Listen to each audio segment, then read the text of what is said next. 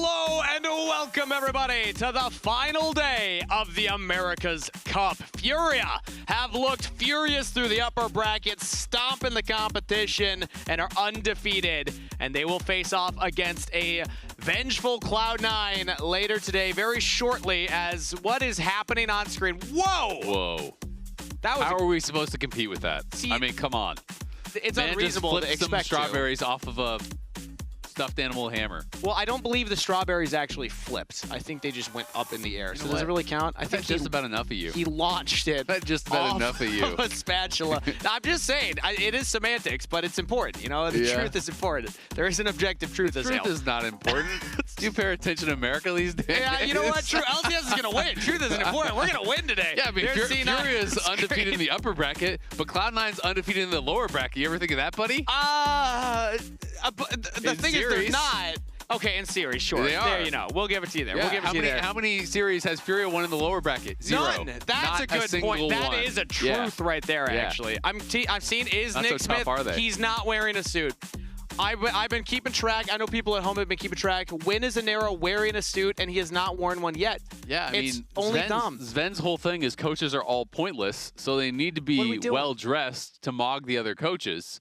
And They're not sufficiently mogged right they're now. not. They've remained unmogged. There's a mog shortage There in is, Brazil yeah. right Yeah, now, it is. at least from North They American just exports. look like you. They just have a I jersey know. on. I could be the coach right now. You Put could. me in. Yeah, I mean, where's the I suit, buddy? basically fit. I had actually thought about wearing a black suit Yeah, for it's the crazy. funeral There's of three C9 arrows today. on this broadcast. WTF, 3 arrows? Yeah. That's crazy. But, I mean, jokes aside, it has been a little tough to watch because, man, Furia's look good, dude. They have been running through the bracket undefeated so far, and the Brazilian crowd's obviously behind them. So props to them for sure. But as we can take a look at the bracket, they 2-0'd C9 to start off America's Cup. 3-0'd Sentinels, who So then if got... the pattern continues, they'll 4-0 Cloud9 today. Oh, that's true. Yeah. True. Every time they take one more game against us. One more, or they take 50% more, so then it's going to be 4.5 onto C9. Could be. Can you win 0.5 of a game in a best-of-5 can. series? I mean, Many we're saying you teams can win do, 4. and then you lose the rest of them. That's actually how That's some what of our throwing games win. is. Yeah, you Yeah. lose you win 0.5 of the game. I don't think that counts on the scoreboard. It doesn't? On Leaguepedia, they don't track the Oh, they 0.5 should. victories, They should. unfortunately. Yeah. I mean, my win record in solo queue would be so much better if I Yeah. actually had 0.5 wins as well. But then you also get the 0.5 I losses, won don't lane, you know? You got to show my win-loss in lane.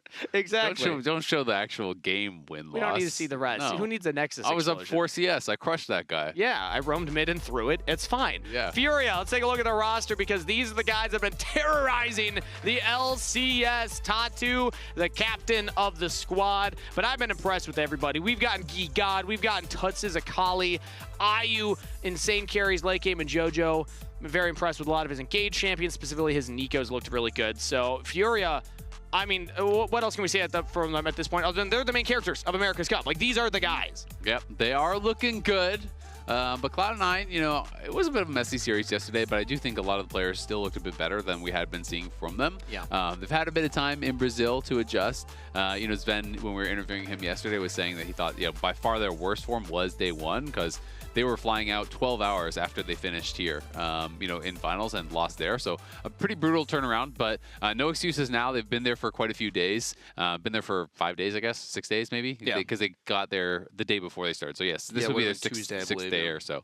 So they've had a little bit of time to adjust, and no more excuses. We'll see how they can actually do. They got to play Sentinels. They did 3-1 them, but it was sketchy at times. Yeah. But I do think definitely if Cloud9 plays to the best of their ability, they could easily win this series. But FURIA has clearly looked like by far the best team at America's Cup.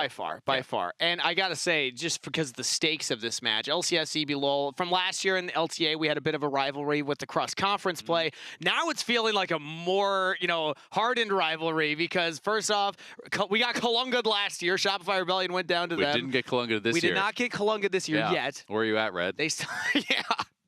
Is that what we're doing now? Yeah. Punching out of the one team that we were able to beat. Okay. The team we beat. Fair enough. There we go.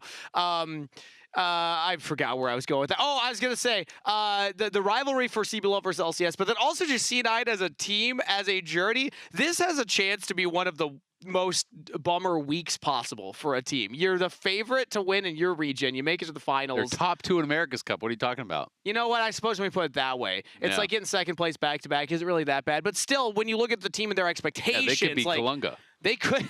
They could be 4th in America's Cup. You know, I really like But this they're hyper-focus, not. actually. Yeah. I've been thinking about it the wrong way. Yeah. You're What's our right. series win rate against Red? You're right. Let's ignore this Furia team. Who cares about them? And if you think about it, C9 have won as many games.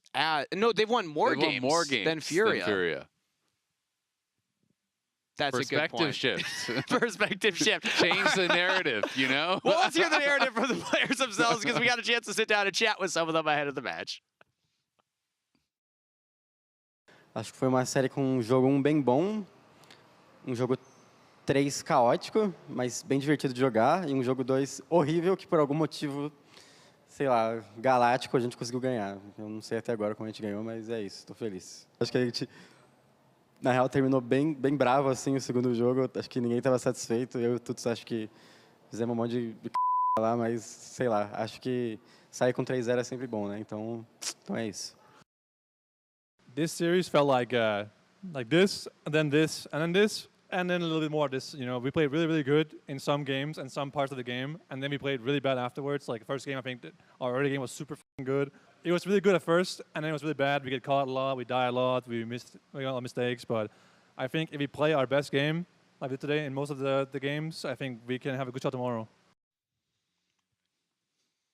I mean, one thing I want to say is it's interesting to hear from Furia that they are not necessarily satisfied with the 3-0. Like they were saying they could have done a cleaner. They were angry after game 2's win. Only Toots was the one satisfied. Yep. So interesting to see that even though they're doing well, it seems like the team and the roster's holding themselves to an even higher standard. Yeah, well, I mean, they're not delusional. They know that in both game 1 and 2 against Sentinels, they easily could have lost, right? Yeah, Sentinels did have some bad team fights down the stretch, and both those were super winnable for them. And so, you know, they are professional players. They want to play the game as cleanly as you can. You know, if you could have lost the game, and they know they could have lost those games. Game 3, they did dominate though against Sentinels, and overall, the reality is they have been the ones to step up in the big moment. They're always the ones that are coming out in top in these late game team fights. They're the ones getting the pick, or they're the ones capitalizing on a mistake from the NA teams. So they deserve a lot of credit for that. I mean, they've been the most consistent team, and you know, whether or not you're winning the whole game doesn't really matter if you're the one that's always destroying your opponent's nexus. So, at the end of the day, they are definitely the favorites coming in, and we got to respect that. Unfortunately, we don't count 0.5 game wins. If we did, Sentinels would have had a couple more. They would have been on the board. They would have been on the board. We would have had cumulatively gotten 1 game win. We would have with the 0.5. Yeah, I would give them 0.5 for game 1 and 2. Yeah. So you know really, what? Spiritual win. Yeah, We as casters, we can give them that. Victory. We can give them moral victory for a game versus Furia. Let's talk about what we expect to happen today, though. It's time for predictions. We're a minute 50 before the show starts, so let's pull them up here. Azael, I made a mistake of rooting for and predicting an NA team last time I was on the broadcast. I'm not doing it again. 3-0 Furia. What is that? Well, they're already 5. They're already 5-0. I don't think we count the previous series towards. You might not, but I do. And let's be honest, there's no possible way Furia could lose a single game. They're just too good. They're just too strong. I've seen players like this before, very reminiscent of T1. I think the Golden Road is already secured for Furia. There's no possible way anything could go wrong for them. No possible way they could lose draft and lose even 1 game against North America. I think everybody at home greatly appreciated that, Azael. Also, technically, I don't know if I want to say this. They can't do the Golden Road because they were second place, or third place, actually, in CBLOL. Doesn't matter. Do we have America's a different name Cup is where the Golden for the America's Road starts. Cup Golden Road? Yeah, this is the launch pad like for I the said, real we just Golden changed Road. the narrative. We just changed the narrative. America's Cup is where the real Golden Road starts. Sorry, Genji. We've all known nice that. Nice try, Chovy. There's actually You've only already lost. 4 teams that qualify for the Golden Road for this year. Yeah, that is a good point. Chovy's already failed before he began because he was not in America's Cup. He was not in America's Cup. I see that we both had a similar strategy. Kobe's still going for the 3-0 for C9, though. So we all know who to blame. Where there is delusion, there is hope. And And I quote Kobe in Slack this morning as he was submitting his prediction. Where there is delusion, there is hope. Yeah. Interesting world we live in where that's what it feels like when you have hope in C9 here in the America's Cup. FURIA still undefeated. You think they're going to over double their wins in this best of 5 today somehow? In fact, I guarantee it. In fact, he guarantees it. Let's see what happens. Let's start the show.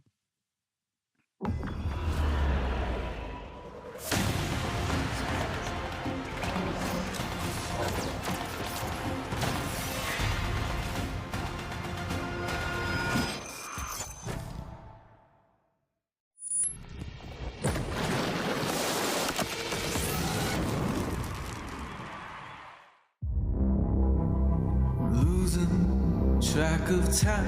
É, meus amigos, é Fúria na grande final da America's Cup. Chasing in the sky.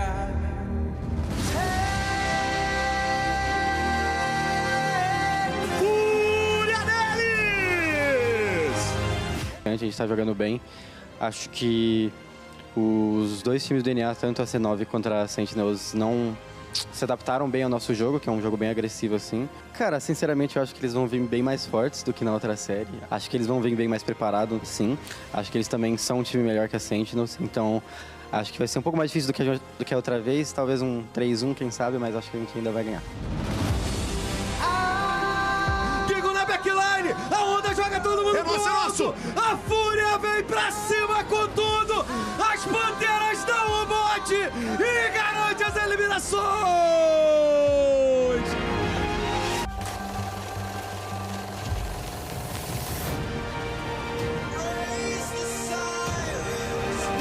A Cloud9 vão reencontrar a Fúria na grande final. I think if we play our best game like we did today in most of the games, I think we can have a good shot tomorrow. But I think our lowest in the game is really, really bad. And teams like FURIA will take advantage of that. So we gotta be more. I think the first day we played FURIA, we were in a very good shape, like physically, mentally, we were not very good shape. I think that if we play our best level, like we did today in some of the moments, we can beat FURIA. But if we play at our lowest level, we cannot beat FURIA tomorrow. So it just depends what level we show up at. The game number 1, Sentinels will fall. It's a triple already for Sven. He's chasing in and wants even more. Sven grabs the quadra. We lost 3 games to FURIA in the last year. It's time to win against them. I want revenge, and I want to do some things after we win. Poder estar mostrando pro mundo que a gente consegue bater de frente e ganhar deles até é muito bom.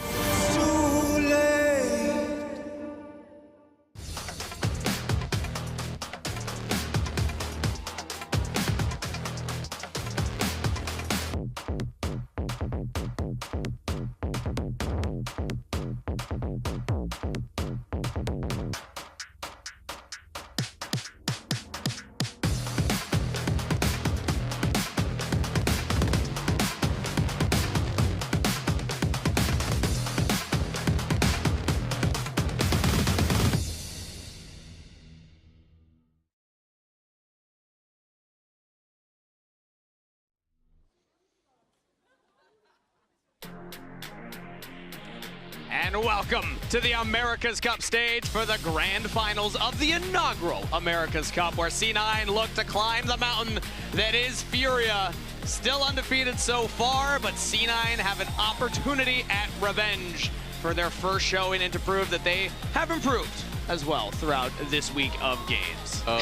Kigo. You just got stiffed on the fist bump. Wow, yeah. I don't think Thanatos saw him though. I don't think that was an intentional slight. It looked like Thanatos was just looking the other way. Giga was giving him the eyes though. He was. Well, because he went for the fist bump. Yeah, And then he decided he wasn't going for it. We got one there. That was a clean one. Yeah, that was some good jungle synergy. Nice pathing there from Tatu and Flabber.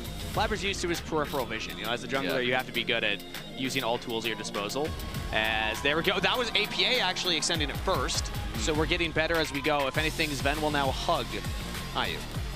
Maybe like a jumping high five to finish it off. Okay, freeze frame. That'd be kind of cool. Nah, just another fist bump. Oh, okay. He did kind of stiff arm him with that one though. Yeah. Just straight Get extended. him right in the gut with the fist bump. Just a little cheap shot. Get a little cheap shot in game, there. man. Oh, no fist bump that no fist one. bump. Volgan instead playing to the crowd, a strategic move. Yeah. 3 fist bumps in the middle. no fist bump to begin or to end the player introductions. Which is an actual true fist bump sandwich. Because usually you say a sandwich, you name it Wouldn't incorrectly. It be a sandwich if the fist bumps were on the No, outside? because you don't call a ham sandwich a bread sandwich. You call it a ham sandwich because it's what's on the inside. So it is a fist bump sandwich in the But true 3 sense. slices of ham don't make sandwich either. You need the bread. I mean, I've don't call had 3 slices of some ham a ham heinous. sandwich. I've had some heinous sandwiches to say. I was about to You're gonna make a start talking different about your argument, but I'm just struggle gonna own meals? it. I've had some bad sandwiches in my Fair. day. Sometimes all you got is salami in the house. You gotta make do. It's not a sandwich, brother. It's just eating lunch meat. And I've been there. There's nothing wrong with that. We've all been there. Yeah. Everybody has been there as well. Where you're scraping the bottom of the cupboard. You're like, what do I have to eat? Well, It makes it a little fancier when you have a bagel with it, though. Yeah. You know, like a bagel is the bread, and then the that is, salami see, inside. then that's not struggle, you know? Now it's more of a delicacy. It's like all I got in the cupboard is 3 pieces of salami and some salt. Jeez. I think there's enough salt in the salami. I don't know. You know, you gotta add a little seasoning. I think it's all like a you got. cured meat. That's the whole thing. Like that's what it is. You But know? now it's extra cured. Extra cured meat. Okay, fair enough. Some aged salami. We're gonna brine our salami. Yeah. 24-hour dry rub brine. Put it in the Hey fridge. man, let don't it judge. sit. That's all you got. That's all you got. What happened to it? Like dried out salami. Yeah, I don't want that image in my head anymore. All right, lock it, buddy. here It's the for Gameplay. finals. Take it seriously. It is, in fact, here. the finals. You I want to goofball. remind you of something because I'm curious what's going to happen in draft for side selection. I noticed, or rather, one of the English CBLOL casters pointed this out to me coming into the event. Again, shout out Enrique for helping me with a lot of my prep. He said Iglesias? that Fury, not Iglesias, Okay. unfortunately, not related, I don't believe. That's the last name thing, not the first name thing.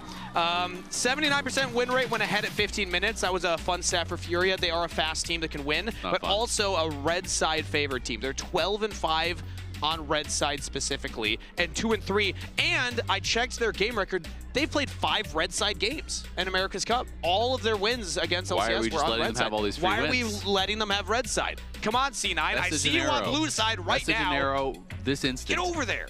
Get on the other side. Okay, so no Talia ban. Furia do have first pick, and C9 are on blue side. So we'll see if they are going to be banning out Talia here or if they're willing to give it over. They are not going to be banning out the Talia. So I wouldn't be surprised if Furia just first pick Talia. If they don't, C9 is going to take it for sure. And both Pantheon and Vi are up, so I feel like Furia have to take Talia here. Otherwise, you're giving over Pantheon Talia to APA. So I'm actually shocked. They're going to go Yunara first. Because to me then, I just go like Pantheon Talia, and then you just do Corki Nami, or really like any of these types of lanes that are relatively strong. I don't know. According to Twitch chat, Azale, Pantheon's a fake jungler. Wow. So if you listen to the average Twitch viewer, I'm so surprised. Talia just getting completely ignored. And they could just get Pantheon Talia on 2-3 then? yeah, I mean, it is up actually, and it wouldn't be a terrible That is matchup crazy. for Rise. We know that Tuits could play the But if you Anivia do- instead if they want. Yeah, I mean, if you do Pantheon Talia, then obviously the Lulu could get banned out, so you're losing that. But I just think Pantheon Talia is so strong. How about a Pantheon Lulu? I mean, it's not bad at all. Obviously, Pantheon is just a generically strong jungler. I just think the pairing with Talia is so powerful. It allows you to play side lanes really, really effectively. And what we see from C9, they already want to play towards sides, right? You have Thanatos on the Ambessa. They can throw some protection bans for him. So I think Renekton's going to get banned out by Cloud9 for sure. They're at least going to throw that to try to, limit that. But you also have Rise. Now we have Malphite getting brought in as well. So a lot of team fighting here for C9, but also the ability to play towards those side lanes, try to get Thanatos ahead. And Talia going to be completely ignored in this draft thus far. There's a Renekton ban I knew was going to happen. If I'm C9, I'm still banning Talia here. And I just do bans on Renekton and Talia to deny that pairing.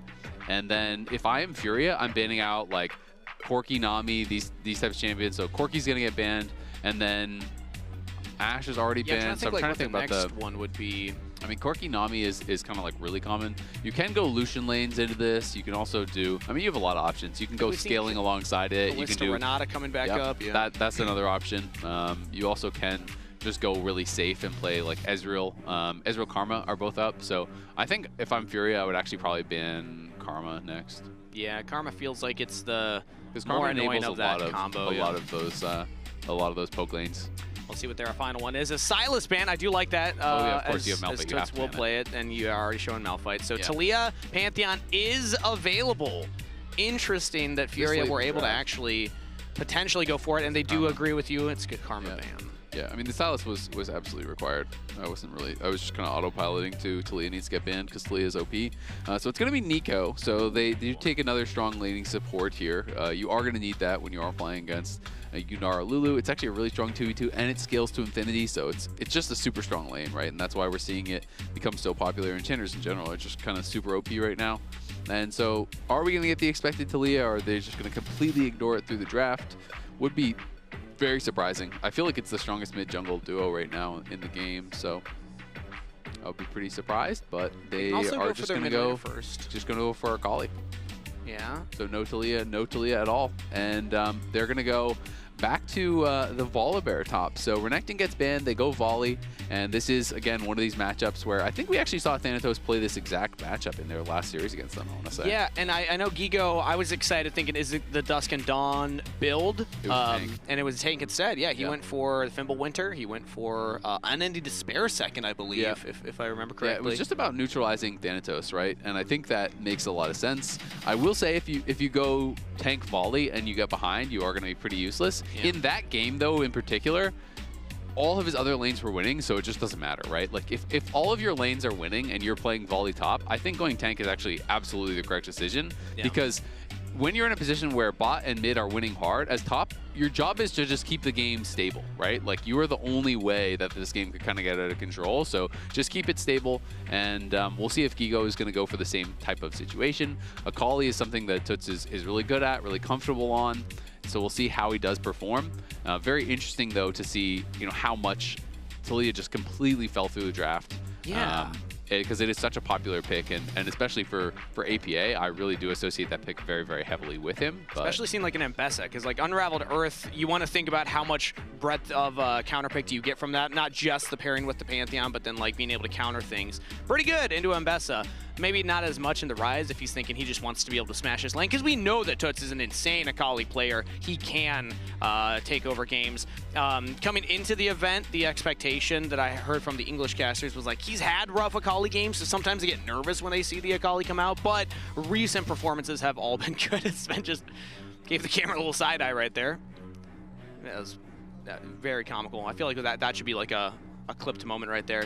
C9 socials, take that still and save it for later, depending on how the rest of the series goes. I'm giving them some magic here. Where was that camera? Wait, is that? Now I'm like, how was that there? Because Vulcan wasn't in the shot. I'm amazed by that camera shot. That was a phantom camera. it was like this, Yeah, and maybe that's probably why he gave it a side eye look. It's like, hey, this The camera's camera's touching him. It's a shoulder cam. Turn Yeah. to the side.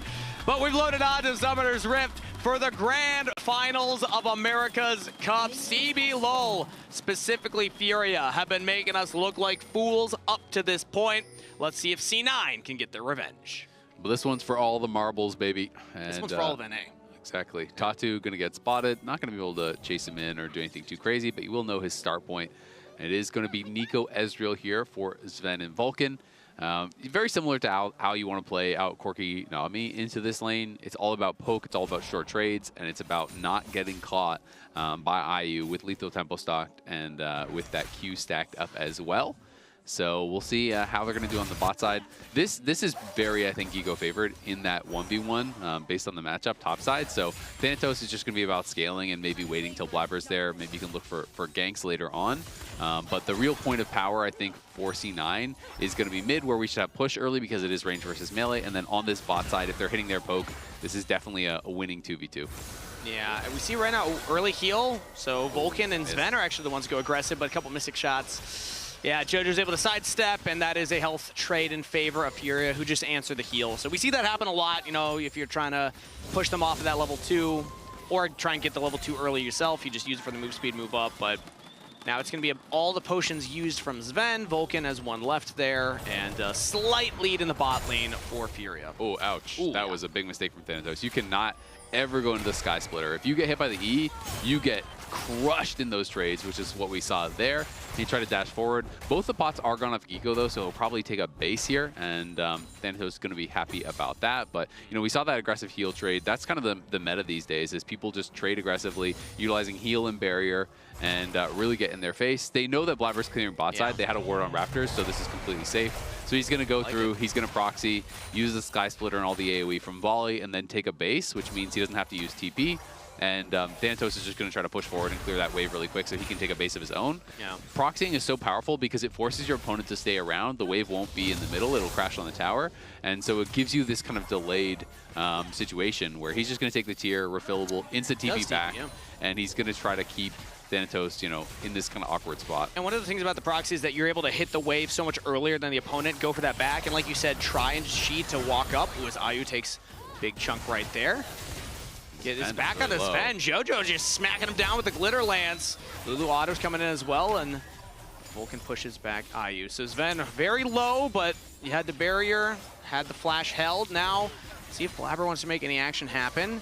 It's dangerous to try as a level 4 Malphite. You don't have like a lot of CC or ways to get in there. He's just here to cover. Basically, if they flash forward or something, Blabber walks behind them, right? But other than that, you're not going to be able to do much.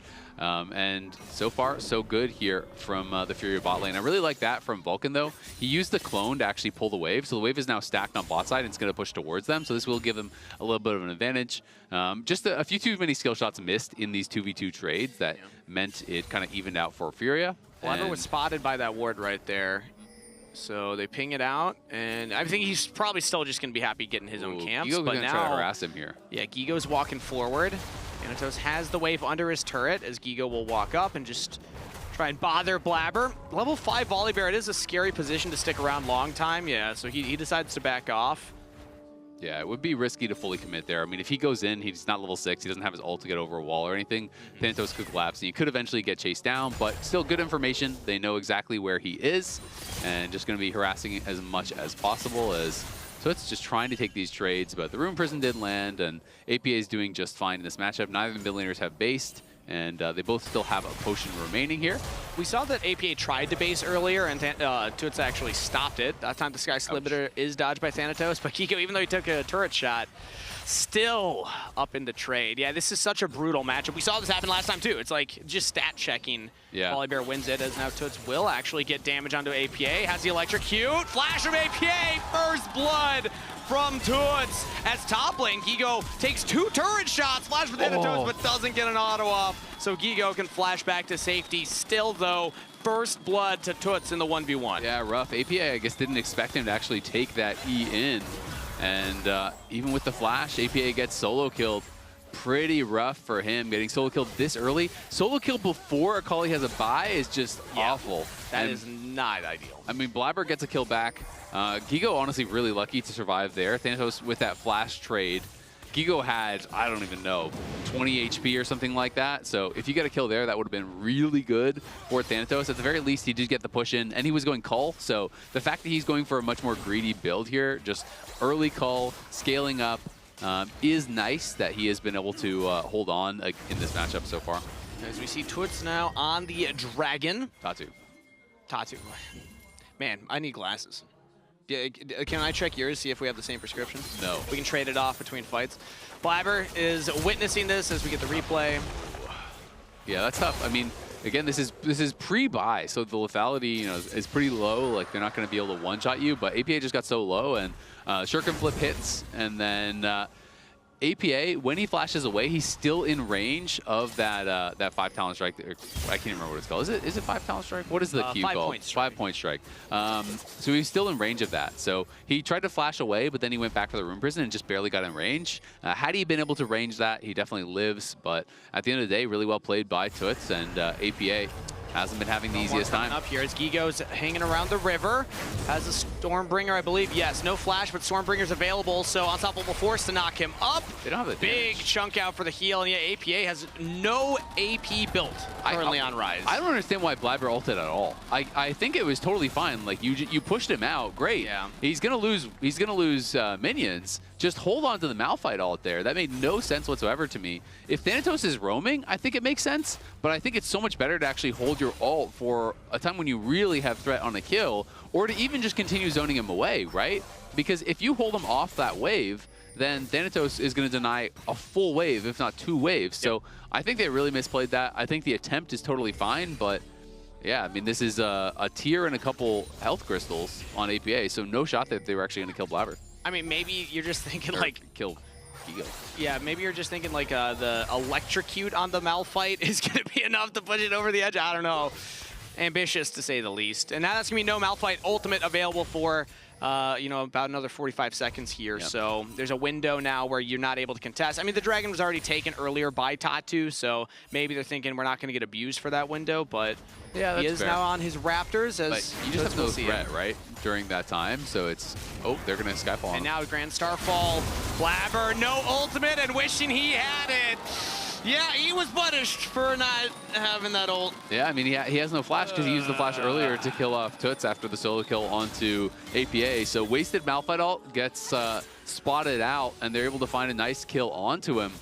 It's kind of just unforced errors, honestly, from the mid jungle of C9. Yeah. APA getting solo killed, then Blabber wasting his ult, chasing down Gigo where he would never kill him, and then he gets taken out in the jungle as a result. Really good punish from Furia. Yeah, and that's basically, you can make that into a PSA. Honestly, we probably should. Of, hey, junglers at home, if you're playing Malphite, if you're playing any jungler with an impactful ultimate, don't just use it if you're not going to get the kill, because you can get punished later on. He does have it this time around, though, as now flashed by Tatu, but sets up the public execution. Thanatos is here this time around, and Furia do not have the numbers. Thanatos with the first kill, as Stormbringer gets Gigo to safety, but one already falls. They got Tatu.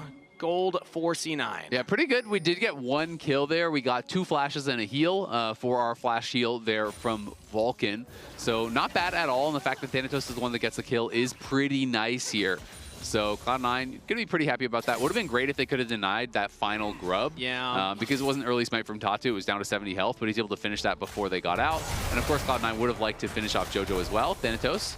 Yeah, more kills would have been great as Thanatos finds himself in a 1v1, but Ambessa has so much mobility, can get away. So let's look at this one. It's actually, yeah, flash from the unstoppable force, but then the flash pop loss. Yep, and then the public execution comes through. They can't finish off JoJo. He hits the wild growth, knock up on multiple people, just flashes out. Tatu, not so lucky, but Gigo able to run as well. And yeah, overall, very, very close game. Some mistakes for sure from Cloud9. The big concern for me is really just what is going to be done about this Akali. The Akali, you know, was kind of gifted this early kill, and then the mistake on the wasted Malphite ult meant he got a second. So it's an 800 gold lead now for the Akali, and you just do not want to let this champion get ahead like that, especially on these Gunblade builds. It is so much burst and a lot of sustain, so you can't even really whittle them down. And such a differential between the items that APA has as well. Still has not picked up any ability power. This is tier, you know, some magic resist, some health and mana, but, you know, you're building towards that Rod of Ages, you're building towards that Ceres. It's going to take you time to come online, but Akali's online. Like, Akali's at the point already where you're feeling like a champion. Yep, Akali really, really strong at this point of the game. But Thanatos doing great in the 1v1. He got a kill for himself, and you can see Gigo there, you know, tried to go aggressive with the trade, but when the Sky Splitter doesn't hit, when the E doesn't hit, you know, he's just kind of chasing after Thanatos, but Thanatos just waits out the shield and then turns around and takes a really heavily winning trade, and is on 20 stacks of that call. Thanatos, though, tanking the tower. That is so turret bad. shots. Public execution flash by Gigo into the retreat path of Thanatos, flashes into the brush and is able to get away. Now Blabber's joined in. C9 top laner survives long enough, and Blabber gets the kill. That's what I call outdumbing them, you know? you troll a little bit, and then they're like, oh, wait a minute. Toots actually showed up from the mid lane, walked up, and finds a trade kill. Don't like that. All right, 1K lead now for the Akali. Yeah, Thanatos took a couple tower shots and kind of baited Gigo into chasing. Blabber's able to flash, get a kill there. Unfortunate, though, Toots is able to get one back again, and they're getting another dragon at the same time. So gold dead even. APA will be able to get a plate. One more auto would have been needed to get a second one there, but nicely played by Toots. He doesn't even use his TP or his flash to do it, so he can TP right back to mid lane and defend that tower. Now he's got the Merc Treads, he's got the Dark Seal, so we can start stacking that up. And Akali not even using the TP for that roam up, just walked up there. Let's see a replay of how he was able to get up there. So already in the mid lane, yeah, this is what we saw on screen, but what I didn't notice was Toots from the mid lane. When does he start to walk up? He's already walking. Oh, yeah, he's coming up now. Yeah, and Gigo, I mean, Thanatos just misplayed this, right? He's trying to go for Q harass as he's farming under the tower, but Gigo is queuing towards you, right? He's looking for the stun. So when he hits him with that Q, he gets under the tower, takes a couple of tower shots. Still would have been able to win the 1v1 if he connected on that public execution, but it was a great flash from Gigo. And then Toots just comes in, plays that really, really well, snaps back to the Shroud after the kill, and is able to finish that off and get out really cleanly. So Toots looking clean on the Akali. Well played by him. That was actually very well played mechanically. Using that shuriken flip. It's a great effect. Bad for the volley, though, I will say. Yeah, Thanatos has finished that first item. And again, with this tankier build, it's not like Volibear is stacking up more damage he's going to be giving. It's to survive. And you have no armor. Yeah, true. That's only health. Yeah, good point. Yeah, which is really a big deal when you are, especially against going, you know, Mbessa already has some armor pen passively from the ulti, and then you get the Eclipse early on. The Cull is going to cash out in 2 more waves, so that is getting a little bit dicey. Blabber will have to be a bit careful, though, as, again, Furia just always converging around these little objectives, looking to fight. It's part of the play that their play that I really, really like is they know, all right, when someone is strong, we need to force around them, we need to be aggressive, and you have Akali in this situation where Akali is very far ahead right now. But it's against a team comp that has a lot of AoE CC, so sometimes team fights could be hard later on. And so you want to utilize the Pantheon, the Akali right now to keep pushing the pace and keep kind of snowballing the game. Yeah, if you get into those, you know, front-to-back team fights, which is never where Akali's going to be good at anyway, but the Nico ultimate in particular, it's such a big field that you have to play around. Yeah. So to his credit, is not playing for that. Right now he's roaming around getting these side lane plays. Right now he's in the bot lane, gets a plate for himself there. But yeah, that's kind of the focal point for Furia. Meanwhile, on C9's side, I do still see a lot of scaling options, specifically in the Rise. He hasn't even finished the Rod of Ages yet, so once we get APA to that 2 items, now just finished Rod of Ages there, as I'm pointing it out. So, I mean, like, if they can just maintain this kind of even game state, they're probably feeling all right, but 2 Dragons already to Furia, they can start using these to kind of force C9 to play into them. Yeah, exactly. They're not going to be able to get to 2 items before they have to fight. They have to fight in the next Dragon here. Blabber is going to have 2 items because he's going for this cheap build here, you know, with the early Zeeks, and then you kind of just go all support items on this jungle Malphite. So that is great, and he will have his flashback for this next fight. But C9 has really good scaling on their side. I do think both teams have some elements that scale really, really powerfully. Obviously, Lulu Yunara is problematic later. Malphite is a very strong team fighter later on into the game, is good early too, but Thanatos is going to be scaling up, Ryze is going to be scaling up, Ezreal's going to be scaling up.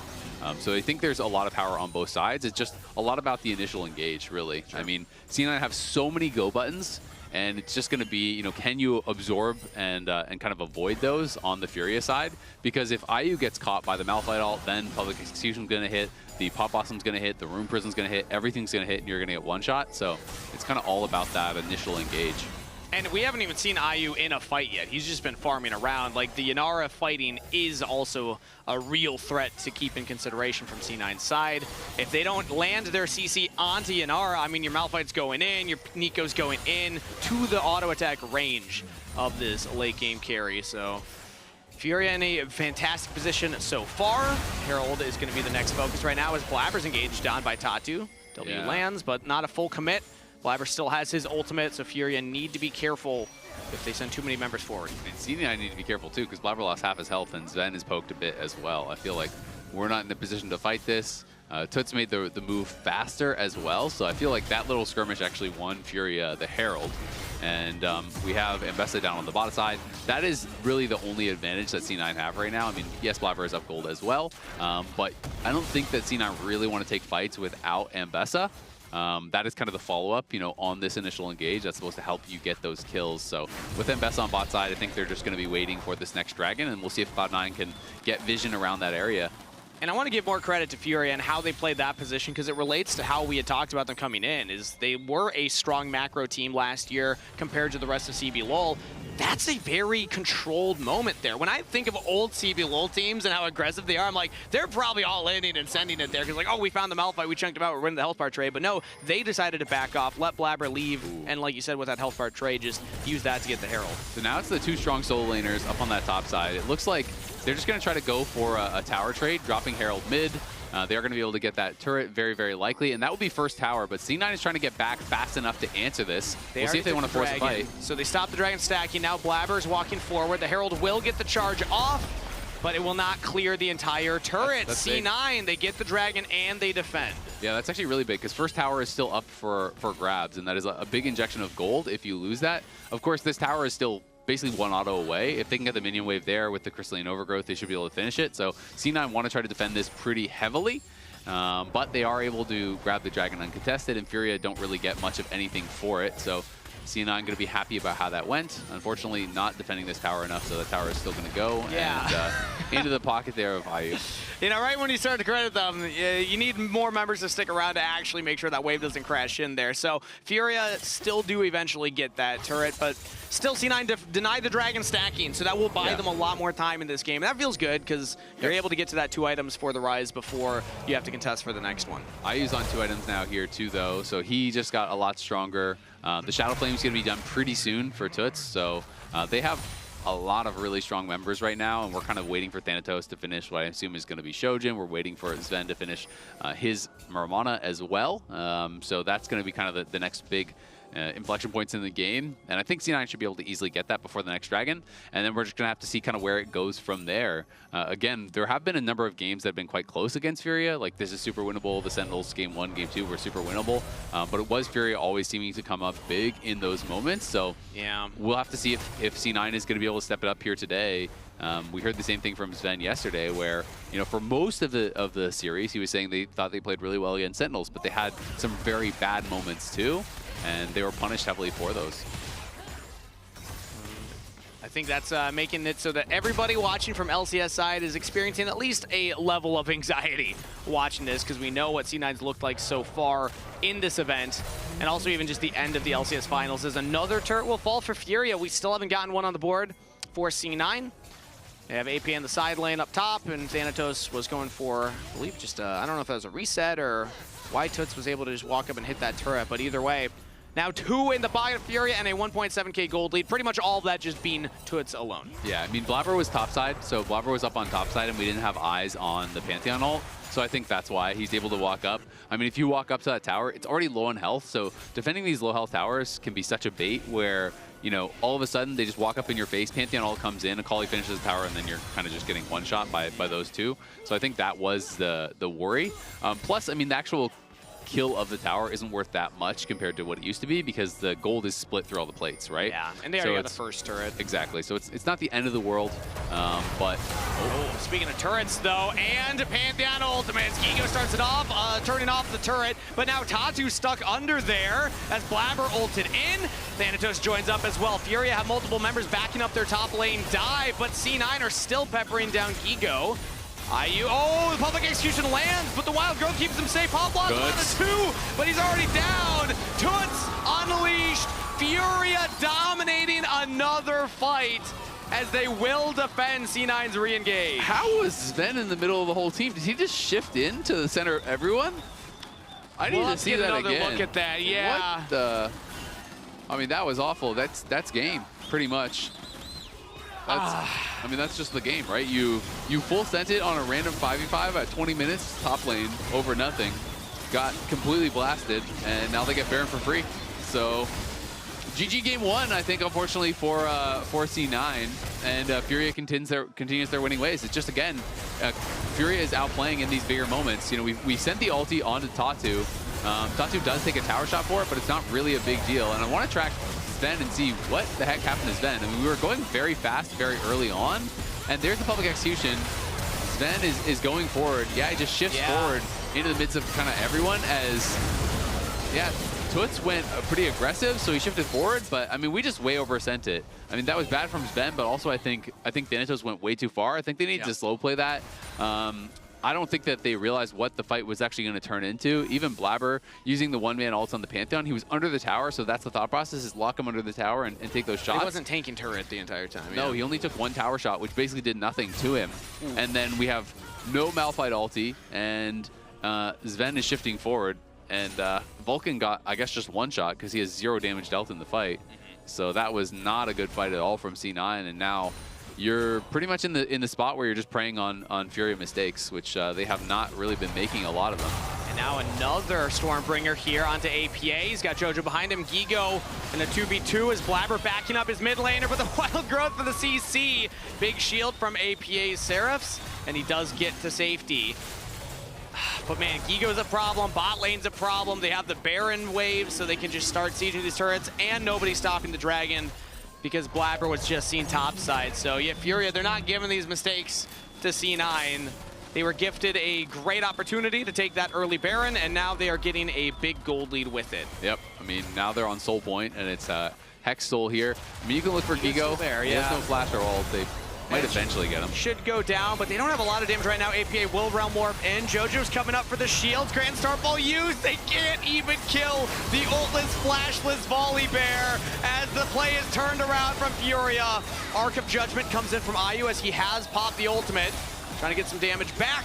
C9 can at least escape, but they just can't kill anybody. Ayu with the outplay, and Ayu will take down Sven. Yeah, Sven goes in, shifts forward, trying to get some damage back, but even with the flash away, Ayu just flashes to follow, and you're trying to look for this play on Gigo, but it's a full tank volley, and you're looking with essentially your support, your Malphite jungle, and then APA shows up at the end, but we have no damage to actually kill him, so if it wasn't already fully over, it's definitely super over now, as they are just getting so far ahead.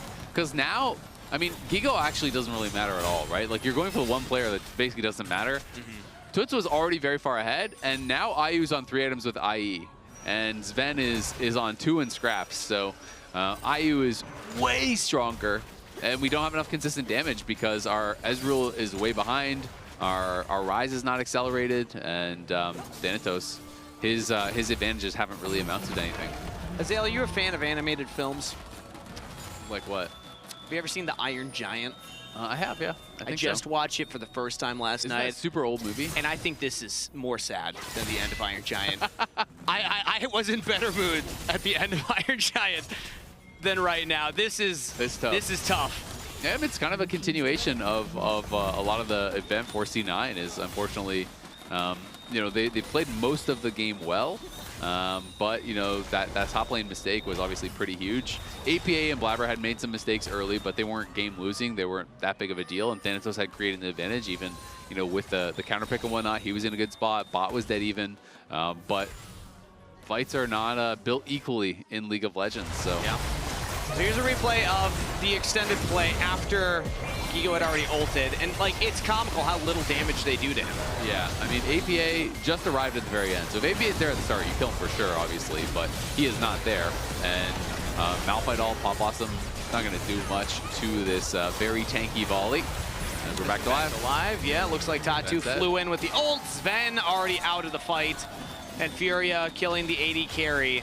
Not a lot more that C9 can do to defend at any other plays as APA's pushing up a top wave. It has been a very rough event for Sven, I will say. He's getting caught a lot. He's kind of been really struggling. Even with advantages, he's been really struggling, I feel like, in a lot of the games. So I think back to his Kalista game, you know, against, I guess that was against FURIA last time. Get out. Ah, no.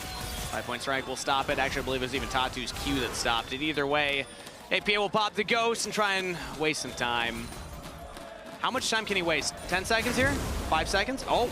I mean, they just want to delay his death timer at this point. Actually, yeah. So I don't think it's super working in his favor. I mean, it's all fine.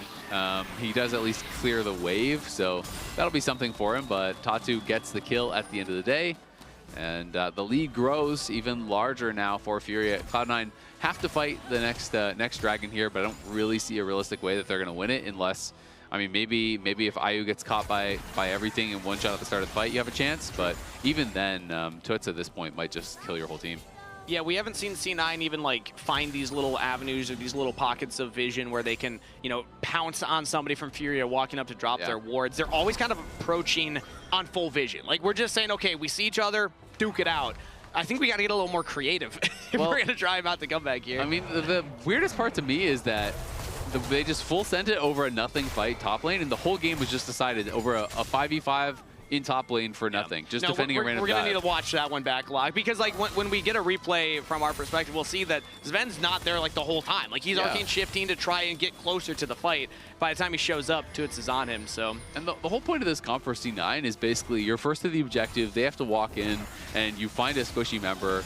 It's Malphite ult into Pop Blossom, into Tangle Barbs, into Room Prison, into Public Execution. It's just infinite CC and someone gets one shot, but never really got a chance to group up and go for that. And now they're walking into a dark jungle themselves. They ult in onto Toots, but Tatu rather, he has the wild growth behind him. A triple Pop Blossom by Space, but this is no follow-up. Vulcan still goes down. It looked cool, but Toots is just too strong. Gigo's too strong. The damage could not follow up the engage, and Furia, despite losing one, will still smash the fight. A support for a game win is a trade he'll take every day of the week. He goes underneath the turret. That's 5 shots, 6 shots, 7 turret shots. And I think he's just going to walk away from that one. Platform from APA. The overload, he got him. All right. On the APA, board. He only needed 7 turret shots to help him out, as Toots will still find the ace. Yep, and that's going to be all she wrote. They knock down the dragon. They get the soul. I mean, Cloud9, you have to send it, right? You have to be looking for this. When you're already that far down, you can't give over a Hextech soul. But they couldn't really find a good target. I mean, it's very unlikely that the fight is going to be won when you're full sending it on the Pantheon with Lulu behind him. Yeah. But they know that they have to choose someone. They have to go for it. Vulcan had a really good ult, but they couldn't coordinate that with anything else, right? You know, nothing is hitting the backline at the same time. If he hits that ult and Thanatos is in there and Blabber's in there, that's what we're looking for. Yeah. But we're never really getting to see that at all. The game was kind of decided before they got a single good team fight. Gigo and Toots also were just like zoning everyone out. So like, yeah, flashing over the wall as Vulcan with the Pop Blossom. Look at the gold lead in bot lane. It's 5K individual gold lead now for IU. Ven is just completely out of this game. It's 4.5 items versus 2.5 items. That is actually one of the bigger bot lane gaps I think I've ever had the privilege of casting. Doesn't feel like a privilege right now. Furia on the Baron. C9 can't even walk up to contest, so they're going to get this one. It looks like Thanatos will trade for the bottom turret, but that is the first turret that C9 will take in this game at 29 minutes. If he can even get it, it's taken a while. He's got the wave there. I assume it's going down. We'll have to celebrate it if it happens. It's still holding, but there we go. Okay, we got there. Big. All right, got one. we're back in it. Nobody beats C9 without giving up at least a turret. Yeah. That's what So we're far. learning now. So far. So far. Yeah. Don't check the tape, because I'm not confident in that statement, actually. Furia, though, with their Realm Warp, here next we go. Baron. They have the Dragon Soul. Realm Warp in. It's Vulcan. Sent for the Pop Blossom, but he doesn't even get it off.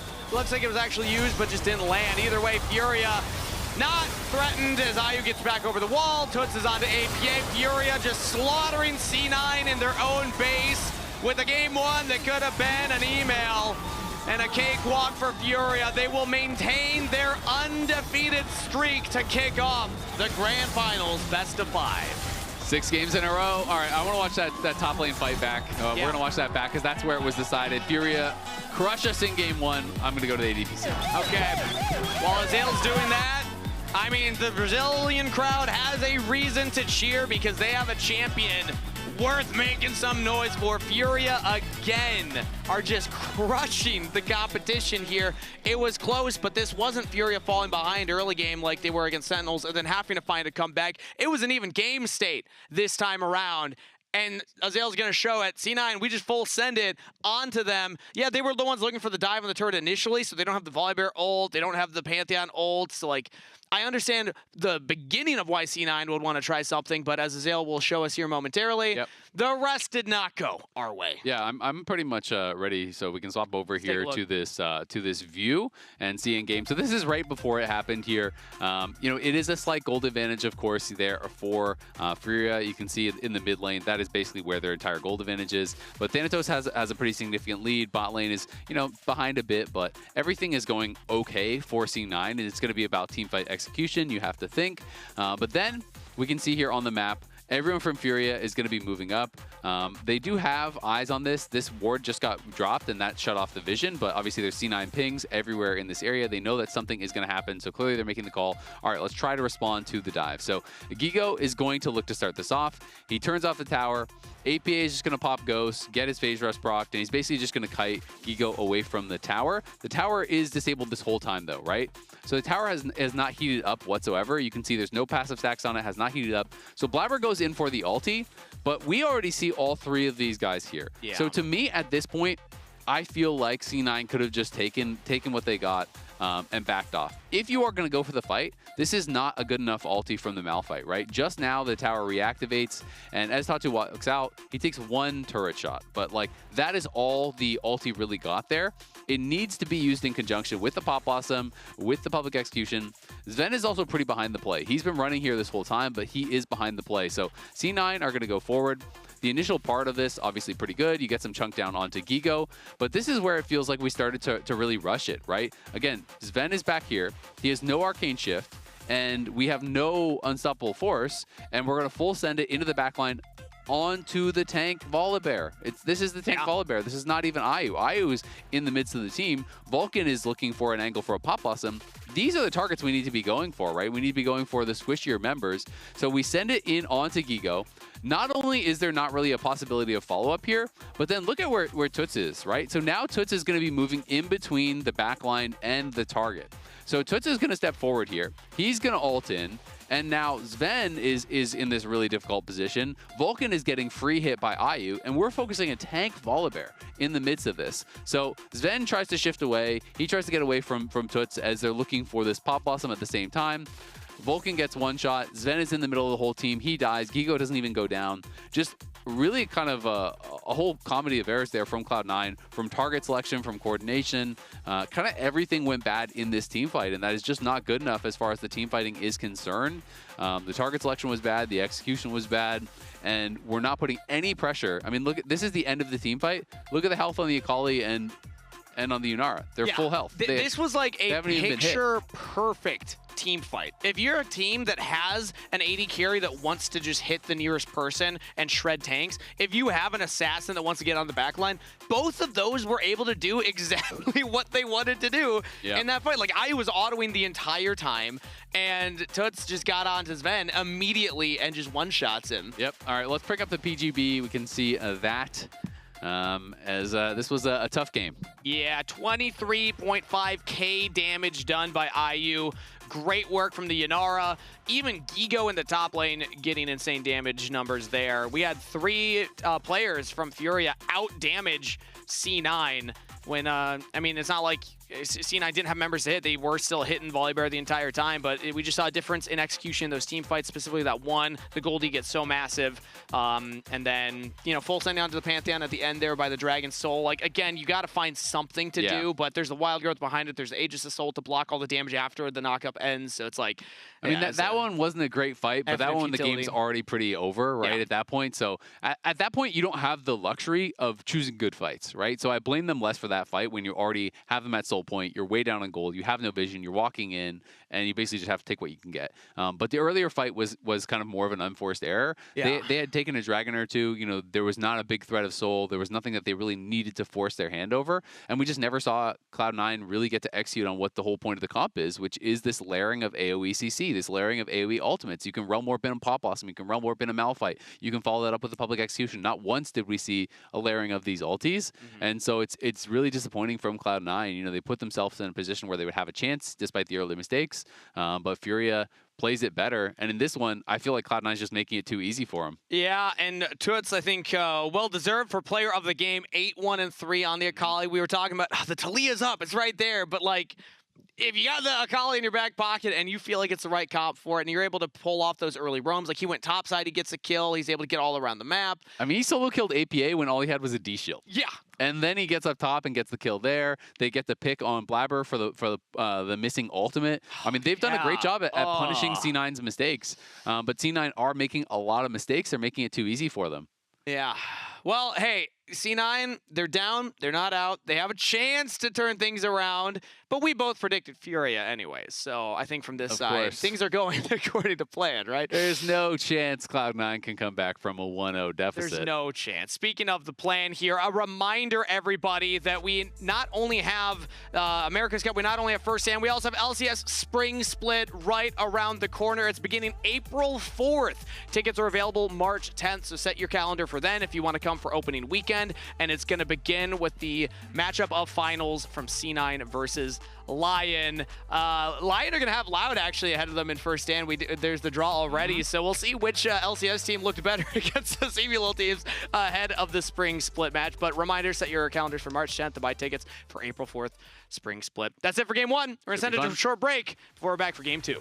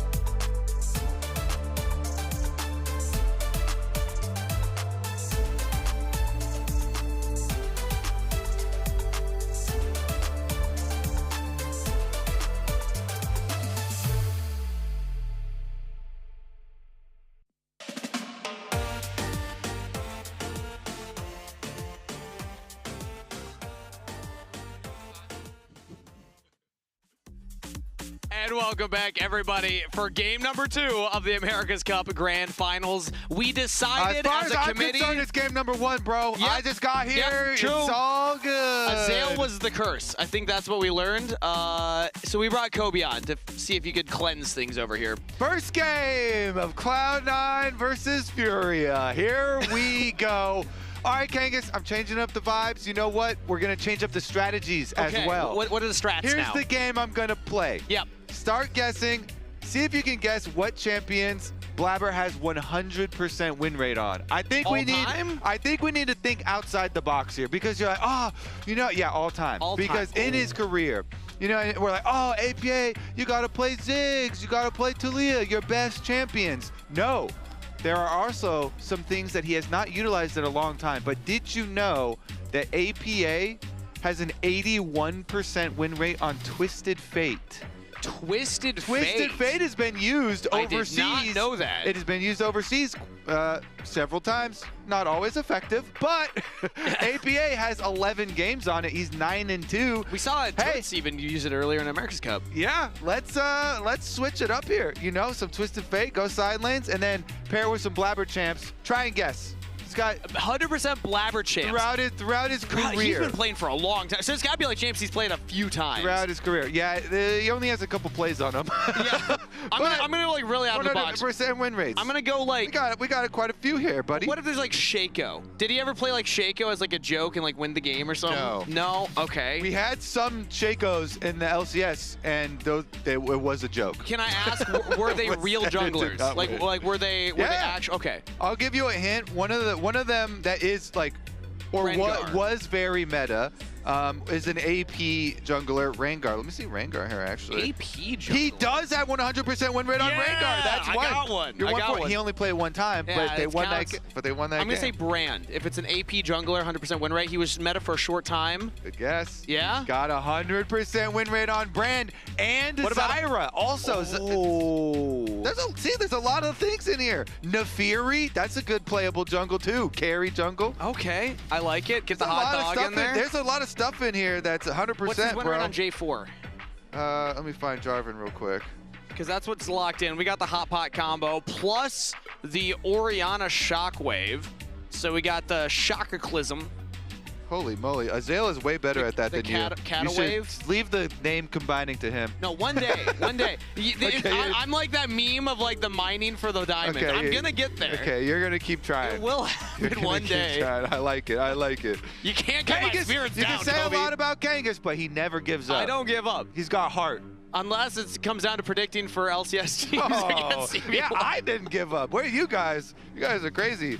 I will say the last game, it does slightly reduce my chances of being correct with my 3-0 Cloud9 prediction. It but does make that a little. No. Game 1 is right now. You already said. Yeah, true. The series starts now. Part of my prediction was that they're going to 3-0 while I'm casting. Oh, so we need to keep you on the desk. Yeah, it's only the games that I cast, but they will 3-0 my games. Noted. So, Noted. Jarvan Hot Pot, though, you like Spicy Hot Pot? I like spicy hot pot. They got it. You know where Spicy Hot Pot came from?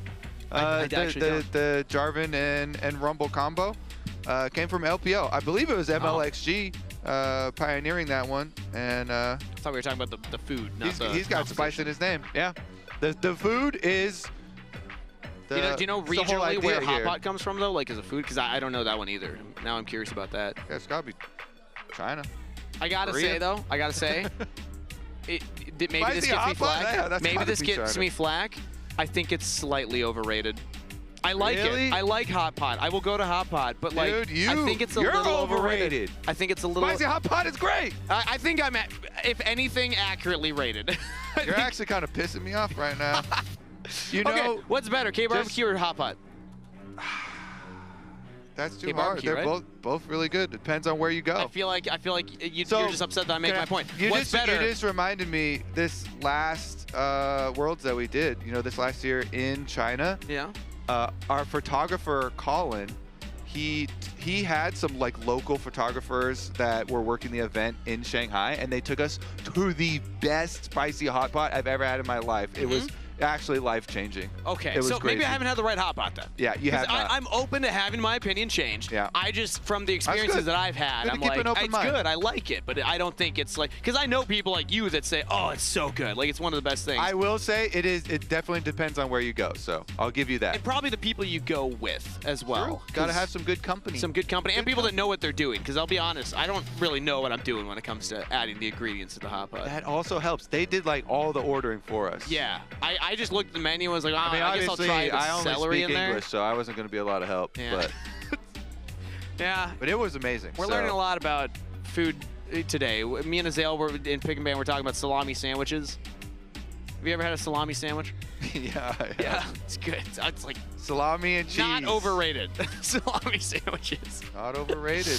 All right, let's talk about the draft though, because we actually have all champions locked in. We successfully talked about food while everyone was actually man, I was locking gonna in. say we should grab a Galio and go Galio comp, but they did it and they rotated to mid lane. You know, a lot of times you think it's gonna go into the Rumble, but you can just go Kanik, Rookern, Cassante into the Rumble. So very tanky, very beefy front line there for Furia. And our spicy hot pot is gonna get defended by a Galio ultimate. That's like putting the lid on top of the spicy hot pot, Yeah. I guess. Kind of. Because the Galio magic shield is gonna be great. Honestly, Galio's we have like, we have a lot of damage if we can like get a decent amount of gold, but their team has a really strong baseline. So we're gonna have to make some plays, Kangas. I will say And though, it starts right now, When baby. it The co- 3-0 starts right now. Here we Kobe's out go. of his seat. Let me see you. He's Everybody- moving around. Chat, stand up. Chat, stand all right, up. all right, I'll stand with you. I'll Yep. stand with you. We're standing Yep, today. everybody I'm stand giving a up. salute. Yeah. I'm gonna sit back down before the camera comes to us, so that way you just see my torso above. Yeah, I don't think they're putting it back on us. You know, they decided we got to change some stuff up. First thing, we're gonna get these casters out of there. They're messing it up. That's what actually we were messing it up for the teams the entire If you time. think about it, if you really think about it, like logically, They were this is the getting nervous. first event that we've had the casters visible on the screen throughout the games, The and it's the entire time. first event. Yeah, through the entire time, and it's Yeah. the first event that we've have not picked up a game against Furia. True. This is kind of crazy stuff. You're dropping knowledge bombs right now. So what we need to do, They already- because the they camera removed will it. the camera will come back to us eventually. I don't think it will. We need to hide. Yeah. I think you and I need to like duck down yeah, I'm and down get for out that. of frame. I'm down for that. We can go behind the couch. I'm insane at hide and seek, by the way. Okay, here's a pillow for you. Super crazy with I got it. a Tibbers for me. The only thing I've not thought about is how do we cast the game now? Because I can't see anything. You gotta angle it a little. I got a little. I can, like, you gotta peek get a little through? hole. Yeah. Okay. Lift his arm up or something. I can see. All right, there we go. Labrazon award. That's going to be a little too hard. I think people just have to deal with us on This is screen also regardless. good because like when you get Oh. stressed, you need like something to comfort you. Yeah, I'll take the Gwen.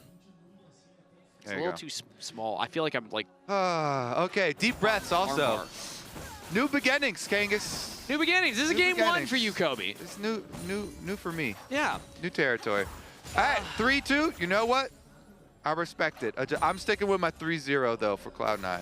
3-0 for Cloud9. Yeah. I will say, oh, While I'm casting.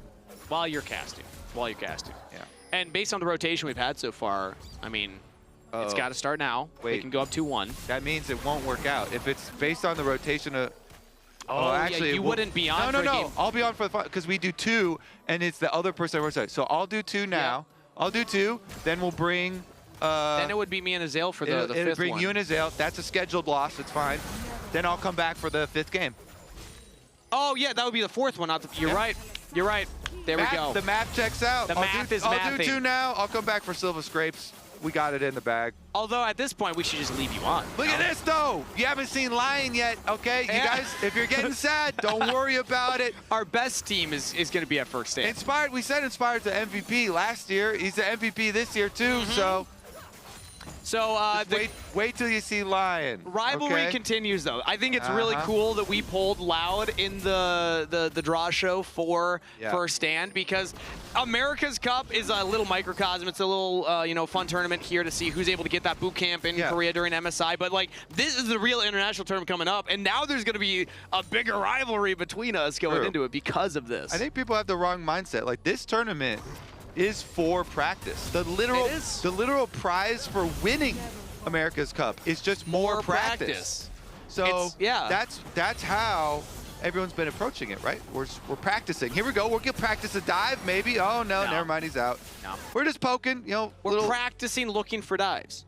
Yeah. We're practicing that as well. This is like, you practice for a test, you win or you pass the test, and your reward is like, okay, now you get the special practice, like the extra credit class. No, that never happens. That never happens? Usually. No, that's homeschooled. I don't know how things work. Vulcan looking for the dive now with Blabber and Sven under the turret. They're looking at IU, but he Valkyries away. Sven's getting some damage down. Vulcan taking up as many as he can. Sven hit with one of them. Whoa. We didn't get a kill. Whoa, we got a little topsy-turvy there, a little risky.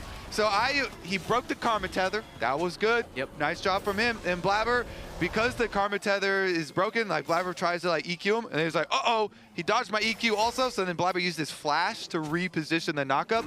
But that doesn't reposition your damage, Kangas. No. It just gives you a little tiny knockup.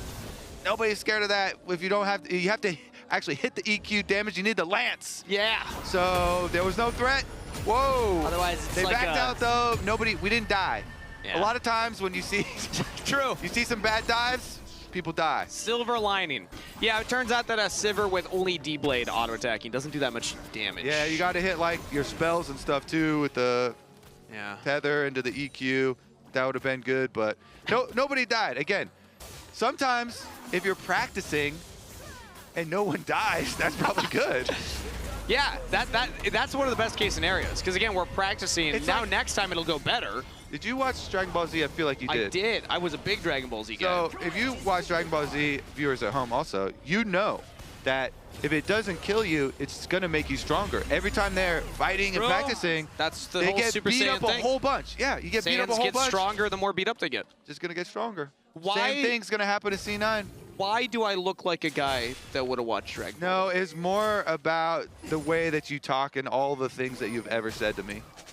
You seem like valid. You watch, which is not a bad thing. I watch Dragon Ball Z. True. It's a great show. It teaches great lessons for kids too. Can you tell me this? Did you like? Die? Did you keep working hard? Exactly. Yeah. Did you like Goku more or Vegeta more? Ooh, it says a lot about people how their mind works. It does. I grew up and I watched as a kid. The first thing I actually saw was the Cell Saga, so I was a Gohan fan. Okay. Because he's cool in the Cell Saga. I know that like later on they don't do much with the character, but let's see. Maybe Blabber's gonna have a bit of a Goku arc here. Get stronger as the first dive failed, but now he's in the Dragon Pit. He's getting contested by Toots as flash away from Sven in the bot lane, and we walk away. Leash the Dragon. They got it. Thank you for leash. Hey, we didn't die. Yeah, we just used like 2 flashes off of both our carries. Sven and APA both had to flash the heck out of there. And then Blabber had to EQ the heck out of there too. When did that happen in Dragon Ball? Was there ever an arc where like everyone just runs away? Everyone runs away from the fight. But remember, Kangas, we didn't die. We didn't die. So we're gonna get stronger because of that. More than you can say for the future timeline. And, in the Cell Saga. How much you want to bet? How much you want to bet C9 never dies this game? Anybody want to bet me? I would rather. I bet they never die this whole game. I bet nobody dies. I like your enthusiasm. Yep. What's the bet? You know what? If C9, you gotta watch like 100 episodes of Dragon Ball Z. Ooh, honestly, and the other person chooses the starting point. Okay. Actually, it doesn't have to be Dragon Ball Z. Filler. Any Dragon Ball. Any Dragon Ball. Okay, true. Yeah. It doesn't have to be Z. I've never seen the original. When like Goku's a kid and he still has the tail. And like the villain is like the evil scientist in like the army or whatever. Teach you some history. Yeah, I just started Gundam, like the 70s Mobile Suit Gundam. You're already doing some old stuff. Though. It is old. Let me tell you, it's aged pretty well, but like it's janky. I'm trying to educate myself on some of these Okay. classics. You I know? like it. Yeah. So, so if they go deathless, I'll take that one. Because like if they die at all, then now I get to make you do something. But I feel like it's got to be equivalent to like the chances of C9 not dying, because chances that anybody dies pretty high. Yeah, it is. So how about So you're gonna also have to like give me a bunch of money. How about that? and add that in? I'm always down for that. I don't know if we're allowed to do that type of bet on stream. Ah, true. Yeah. Okay. But what I Maybe can you'll just say, have to be really nice for me. you have to watch Dragon Ball Abridged. Any episode I choose of Dragon Ball Abridged, if you haven't yet, is APA Flash, and I think we're gonna get our answer really soon here, Kobe. That was not only C9 dying, but a member of C9 being first blood. I lost already? You lost already. That is crazy. Well, now I gotta figure out which episode of Dragon Ball Abridged you're gonna watch. I think that's on you. Like Which you're the isn't really a punishment. That's a good show, but yeah. I mean, it's just a bet. It's not necessarily like a. True. Also, APA is not going to get stronger from that because he did die. But he learned. True. He got the lesson, and he's still up in CS. What can we do about this action here? And Toots didn't get the first kill. So Thanatos walking up. We have the Scuttle, and now Tatu in the roast. The hot pot not quite set up, but Blabber has Cataclysm. Now it goes down. Tatu stuck in there. All out from Gigo. Pulls Blabber over the wall. It will be a 1-for-1 kill trade as Thanatos can at least roast down and make some toast out of Tatu. I like that. Yeah, you didn't even mean to do that, huh? That was a little natural one. No, yeah. That was Sometimes it natural. just sneaks out of you, yeah. Just straight off the dome Yeah. right there. Then a toast. Making some Thanatos. Yeah. Better than the other ones that I usually think of with his name. That was pretty cool though from Gigo. You like that? You like that ult? Because Cataclysm counts as terrain, even though I think it used to be coded as minions. People say that all the time. I think I think they have since like updated it. So you'd be able to But auto attack? it might still be. Nah, just because it's just coded as like a thing. You just can't get because past it's it. coded that way doesn't mean all the rules apply. But yeah, and nice to extend your Cassante ult. That was pretty sweet. Yeah. You know, get him under tower, make it a 1-for-1. And Pretty cool for Thanatos. them, but Blabber back out and got a crab after, so he's still happy. All good. Oh, is this a replay of mid lane? Yeah. Oh, wait. we got a little brush creeper here. Oh, so this was the first kill. So they saw Blabber flag and drag That's over. cool. That's like you're playing a spy game, and you saw the guard pass out. Yeah. You're waiting. You're hiding in your little box. Yeah. You got your thermal goggles on. You're like Solid Snake or something. Exactly. Yeah. That was pretty. Yeah, that was pretty sick. Oh my goodness, I like that crowd audio. Okay, here's the spicy hot pot into Cataclysm wombo combo. See you later, bro. So he goes through the Cataclysm wall, and because it's connected, touching. it goes over the entire wall. Yeah. That is cool. Gets all the way out of there. I did like that replay though. That's cool. Tatu. Follow it. Oh, I thought He was playing the spy game, and he waited till Blabber the guard left mid lane. So APA was like, "Yo, I just had my jungler. Where did you come from?" Suddenly APA gets the my alert team. sign over his head. Yeah. Like, in trouble. All right, well, does make it a little bit more difficult for us because, you know, Champs, like we were talking about, this Furia team, they're so beefy, all these frontliners, and they got an early Mountain Dragon on top of it, get some more resistances. They're getting some good, wait. Flash Pathmaker, third and Topa Strike will land, but that was, I think, Gigo looking for more than he found. I mean, if you're able to get the stun. He was looking for more than that? I mean, I guess if you land the stun, you get the third and Topa Strike, you all out bag. Yeah, he's practicing. True. Tournament's all about practice, baby. Limit testing. Yeah, that was not even like that. What kind of limit was that? That wasn't even close to a limit. That was like baby step testing. How my knees feeling? Yeah. Wobbly? Yeah. All right. Well, Dragon number 2, that's theirs. You know, That's for sure the Brazilian community, when Gigo does plays like that, apparently I know, there's Gigod and then Gigon. So that was a Gigon play we saw. But he didn't really like go anywhere either. You know, It was astute just- observation. It was Kobe. kind of like Gee just there, He no might more flash. go back to base as Blabber's coming up. Nah, he's fine. Yeah, I mean, Cassante had a charged up Q and his ult. So I feel like Look, if C9 wanted to practice on that play, somebody was going to end up in the tower again. I could just see it. Someone's getting practiced- knocked back, then they're getting ulted. I think they practiced that one before, Yeah. so they didn't need the reminder. True. Ooh, Sven chunked out there as the wave pushes in. Ayu going for a back now. Valkyrie's away from Vulcan as... Yeah, we haven't really caught up much on the bot side. It's just been a farm fest down there. The action's been in the mid lane to top side of the map so far, and because of that, Furia now have 2 dragons in their name, plus 2 of the 3 grubs. And gold's even, so you can say that's, you know, better for C9 compared to how some of the games have gone, but... Better than being down. Better True. than being down. And we've only died 1 time. Still, you did lose the bet, I did though. say 0. Do you want to make a new one to say they were not going to die again? All right, double or nothing. Double or Double nothing. or nothing. Give me a double or nothing. All right, I'll take that. Starting now, C9 are not going to die or lose any games Or lose any game. Well, that you're casting. that I'm casting. Yeah.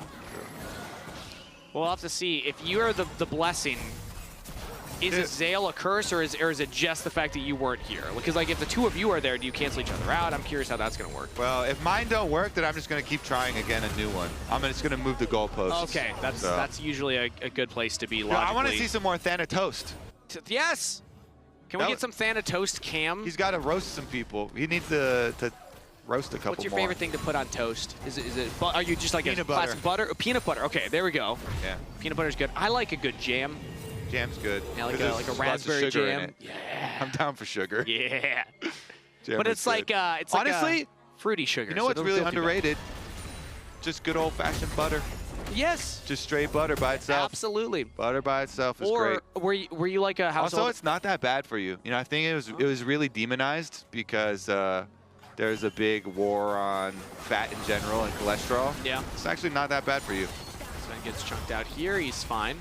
So, Yeah, it was the war on butter from big margarine. Yeah, and margarine is like way worse. All kind of crazy chemicals in margarine. Yeah, it's crazy. Can't trust what you see Also, on a nutrition label. you kids. probably shouldn't take any health advice from a League of Legends stream. Nah, Especially no, with us on it. I think they. What do you mean, especially with us on it? Actually, Okay, if Raz was here, then Yeah. it's questionable. Honestly, I think pretty much everybody else. yeah.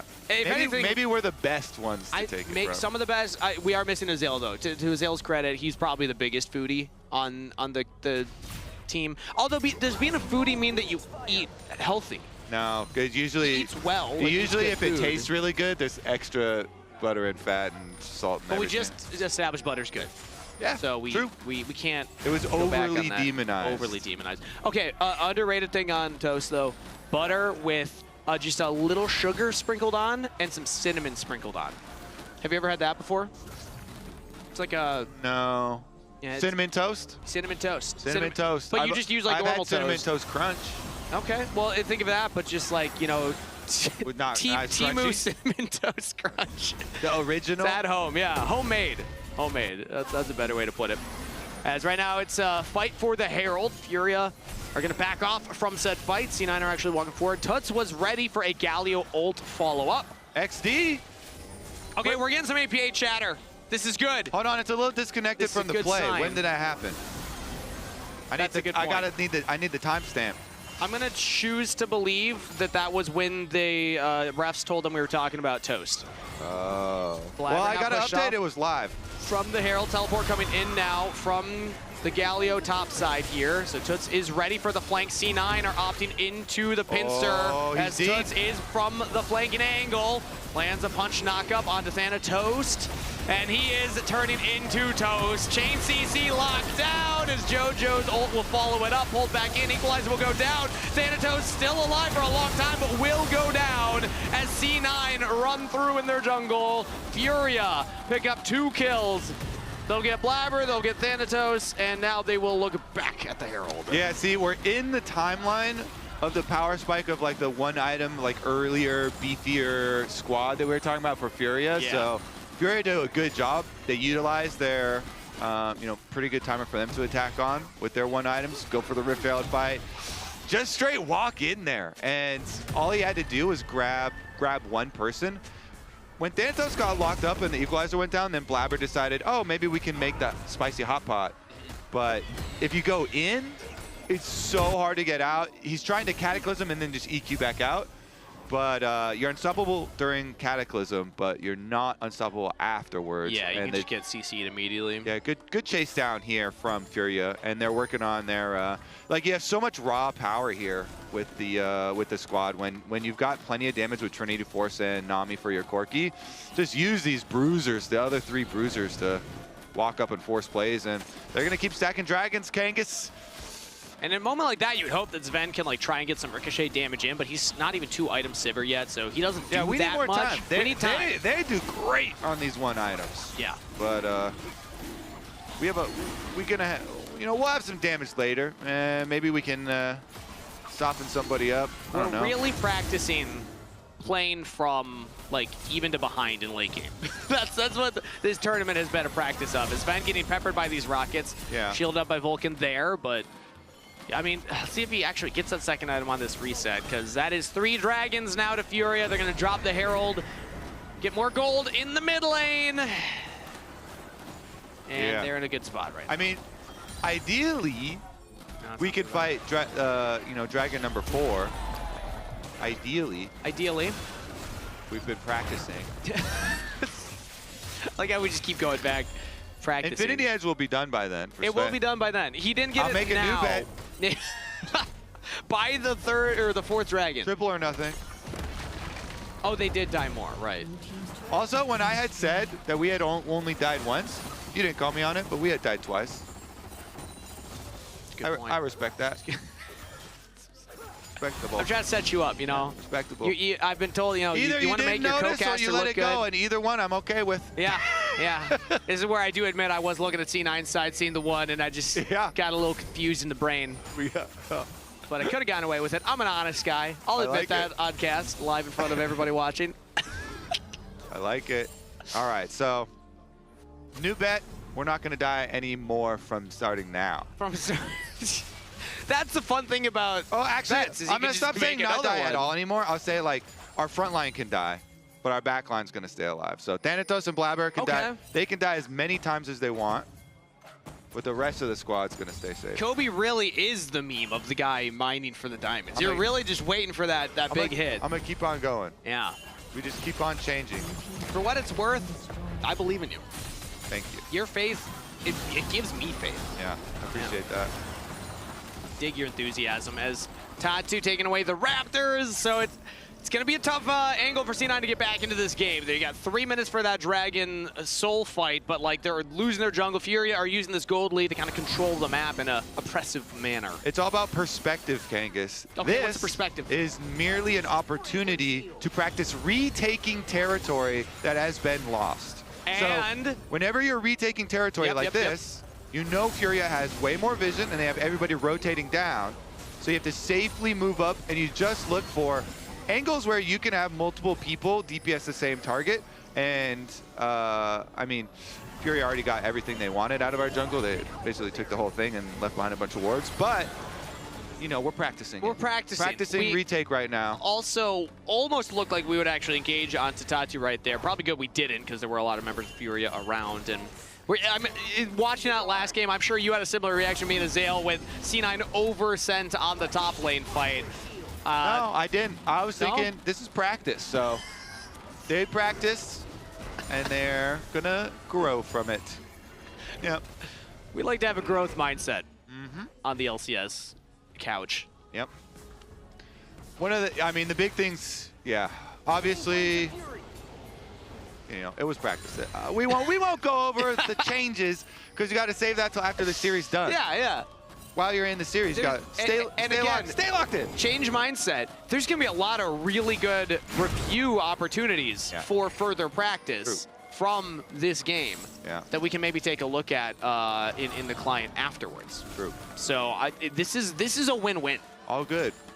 This is a win-win. And C9 have not died since the last time you said that nobody would die on C9. So also positive trajectory. We're trending in the right direction. Who's he pointing at? JoJo is doing the Zeri point. Like on camera? Yeah, have you seen that email before? It's like a face that's like, ugh. She doesn't like what she's looking at, she's pointing at. But it always points to the side. So in that instance, when he popped it up, it was pointing to his Can we get a replay of that? I don't know if we have that power. but I'm sure he was thinking, you know, he's pointing at us. So. You think he's disgusted by C9? That's crazy. Well, they have a chance. 30 seconds. They have a chance, yeah, to make some magic happen here. 30 seconds till that Dragon Soul fight. C9 are in the mid lane. Thanatos is in the bot lane against Toots. So the Rumble's now walking back over the rest of the team. We'll have the hot pot combo. Focus on this. Can we kill Corki? Can we keep our front line alive as well as Blabber Flag and Drags back on the Gigo? Big damage on to the Cassante. Okay. Furia not able to answer it back as APA forces Valkyrie out of IU. Furia's top laner heavily chugged, backs off. He's got teleport though, Has teleport. Yeah. Tatu's gonna start up the Dragon, and we still have Toots on the flank as Galio. We don't see it. Oh no, now he actually is in the mid lane. Oh man, this is he dangerous. went for reset also, okay. So Cassante's gonna teleport in. Be ready, C9, be ready. Toots is there already. Tatu's jumping in. Blabber chunked out, getting hit by the rockets of IU. And now Tatu goes in for the engage on the Blabber. Flashes away. Does not get hit by the Nami ultimate. C9 kiting back towards the mid lane, but Thanatos does not have the team behind him yet. Now Flash from Vulcan to avoid Gigo. Furia have retaken the river. And C9 are down multiple flashes. And it looks like we're practicing running away further as IU will push back Sven even more. C9 cannot get back to the Dragon. It will be Tatu taking it alone for Furia. So that is something that we have practiced before. Yeah? These setups for the Dragon, oh man. Yo, this is so rude. He's just not giving us any space. Furia will get the Dragon, and they'll even chase C9 into their own jungle, picking up a kill. They'll get the Dragon, and they'll get the Vulcan as well. Honestly, okay. So this is something that they have practiced before this tournament, and we still had the issue with, like, you push someone out, but you know they're going to teleport back. Oh, APA. APA's getting some practice. Oh! Flash to the blast cone. Yeah. Good practice. All right, Baron contest practice. Here we go. Shockwave's available with Cataclysm. We can still find a crazy engage, but Toots has been so clinical on these flanks so far. Gigo's also buying space for Furia right now. Blabber can't get into the pit. Sven's now walking up. Watch for the Sivir damage. The 2 items on the Sivir. It's going to have to do a lot of work as Equalizer will go down. Starts roasting up some health bars of Furia, but they can just reposition around it. Turn away from JoJo. Now Toots on the flank. Blabber goes in. Flanker drags back out. Ah, you already got the kill. As Sven still trying to get some damage in there, but with no jungler on C9, Furia can now look to start hitting the Baron. The Shockwave lands into IU, but the Galliwall will keep him safe. Sven trying to kite back with a flash to safety, getting those autos down, ricocheting around. Furia trying to not group up to allow that damage as Tatu stays on the Baron. APA's trying to pepper him in the pit as well as Gigo goes all out. Now goes the flash with the taunt from Toots. Furia gets the Baron. Furia gets the team fight again. And Furia making fools of C9 again. Honestly, you know, good practice even though we all died. It's not going to make us stronger. Furia, nicely done. That's Dragon Soul. That's Baron Kangas. They have not dropped a game to North America. They have not dropped a game to North America, Kobe. They have not, and they're not looking like they're going to do it either. They're on the precipice of 7-0. The 3rd seed from CBLOL against 2nd and 3rd seed from LCS. Yes, we have the excuses, the jet lag, the travel time, the warming up to a new environment. It's all talk. The action on the Rift is Furia picking up win after win after win. Oh, yeah. And now it's looking like another. Oh, yeah, they're better. So, anyway, this one, I mean, Blabber goes down because he does the thing again where he's trying to Cataclysm, then EQ out. But they don't have anything to combo with it. You know, Rumble Ult is down here. Take a look at him. Yeah, he Cataclysms on Tatu and tries to EQ out, but, you know, Toots was pushing in on Galio. I mean, at this point they know, you know, our chances are really low since they have Chemtech Soul already, and, you know, we don't have a lot of chances, but still, it's like, now you don't have jungle. The rest of the guys are like, well, I guess we stay around and we, you know, mess around and find out, but... Furia, they had lost... Sometimes you do find out, yeah. They had lost some of the health bars, but they have Chemtech Soul and the jungler still alive too, so. Yeah. And I just gotta say, from the where we were last year, do you remember last year, Kobe? Split 1 end, we had the finals with CBLOL, or rather LTA South, going up against LTA North. They took a game off of all the LTA North representatives. True. They did not win a series. They won a single game in all 4 matches. Then, fast forward a little bit. Split 2, we got some inter-conference scrims and practice. Some of the CBLOL teams came up and actually got some experience up here playing against our teams in a scrim environment, so that by the time we came to summer, they actually were able to get a series against Shopify Rebellion. It looks so much more competitive as a region, as teams representing the South. And now, a year later, 1 year later, I'm gonna go they are Geek ahead God. of Let's C9 do right Gigo, now. and can we edit to Geek God? As I'm hearing Kobe talking about the MVP that you're looking for. Well, yeah, we don't have a lot of time, so We don't have a lot of time. I gotta tell him. Yeah, My let 'em know. vote is for Geek God. But, I mean, shout out to CBLOL, shout out to the improvement of these teams. I gotta say, it hurts as an LCS fan and representative, but Wait, you didn't actually hear me, right? I'm using the talkback. I did hear you during that one. Really? Yeah. Maybe your finger slipped a little bit. A little peek behind the scenes for everybody at home. Sometimes we talk to our producers. It Yeah, happens. we have to use the. Yeah. It's okay. It's okay. That was on talkback. But again, I am just impressed with how much this region has improved in 1 calendar year. Agreed. Yeah. And you know how they did that? A lot of practice against us. There you go, see? Yeah. Right there. There we go. Practice. It helps. C9 will have a base defense ahead of them. Maybe they can find another opportunity for a miracle. Oh, there's an opportunity for it. But miracles are called miracles for a reason. They're hard to pull off. Did Gigo just TP from mid? That seemed like a very short-range TP. Interesting. Yeah, it's fine. They don't need it. They're so far ahead. They've cracked the base. 2 inhibitors down. Supers are going to come up. And Sometimes- Elder Dragon in a minute. Sometimes you want better practice, so you start throwing stuff away. True. Yeah. Also, I wasn't really paying attention, so I'm just trusting that that's what I'm happened. pretty whatever sure you I just said. saw a TP from Gigo go from mid lane to the wave. Okay. But either way, yeah, they want to practice like not having teleport on their top laner as Too they have easy right Dragon now. Soul Yeah, and let me a throw some stuff 8K away. gold lead. Yeah. Be like, man, it's going to be harder for us to get that objective that wins games. Yeah, super hard.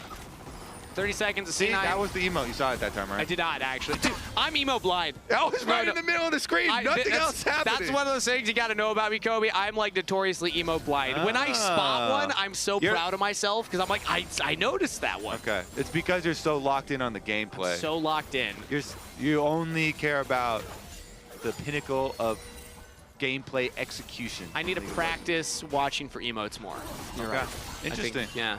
Something like it's a growth opportunity for me. I see. As red buff stolen away by Tatu right here, C9 are approaching, and Gigo another flank angle on the Cassante. Thanatos is a little behind the play as Gigo's coming in. Flash from Vulcan to get away from the Nami ultimate, but Blabber's already down.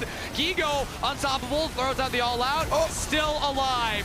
Not enough damage from the 3-item Sivir to punch through that health bar. Furia will just kill Blabber and back off towards the Elder Dragon. Nobody's killing Geek God. Geek God, baby. What's a king? What's a geek king to a geek god? What's a Thanatos to a Geek God? How do you think geek god likes his toast? With butter. With butter? You think a classic butter? With butter. I can see that. I can see that a lot. It's good. It's good as long as you don't have too much. Everything in moderation, Kangas. Well, what's too much butter? Like on toast? I don't think I've ever seen a That's piece why of it's toast good with on too toast much because butter. you can't really put too much on toast or else it's gonna taste really bad. It's also just gonna like fall apart, Yeah. right? Like you feel like there's it's a like material component here. Yeah, self-limiting. I think is good. Yeah, so it's good. There's got to be an engineering term for this that I'm unaware of. Well, what's the term for go next? Well, actually, that is the term. I think, yeah, well, Yeah. or you could say GG. Nobody really says GN, because that would be good night. Good night? Yeah, but like go next would be like GN, go next. Oh. Yeah. But nobody says that. Yeah, that 'cause it would means be something weird. else. That would be- yeah. So it's got to be GG. Good, Yeah. good game. GLHF. That one's good luck, have fun. True. Recently learned earlier yesterday, as a 30-year-old man, that FFs does not mean forfeits. And it actually means something else.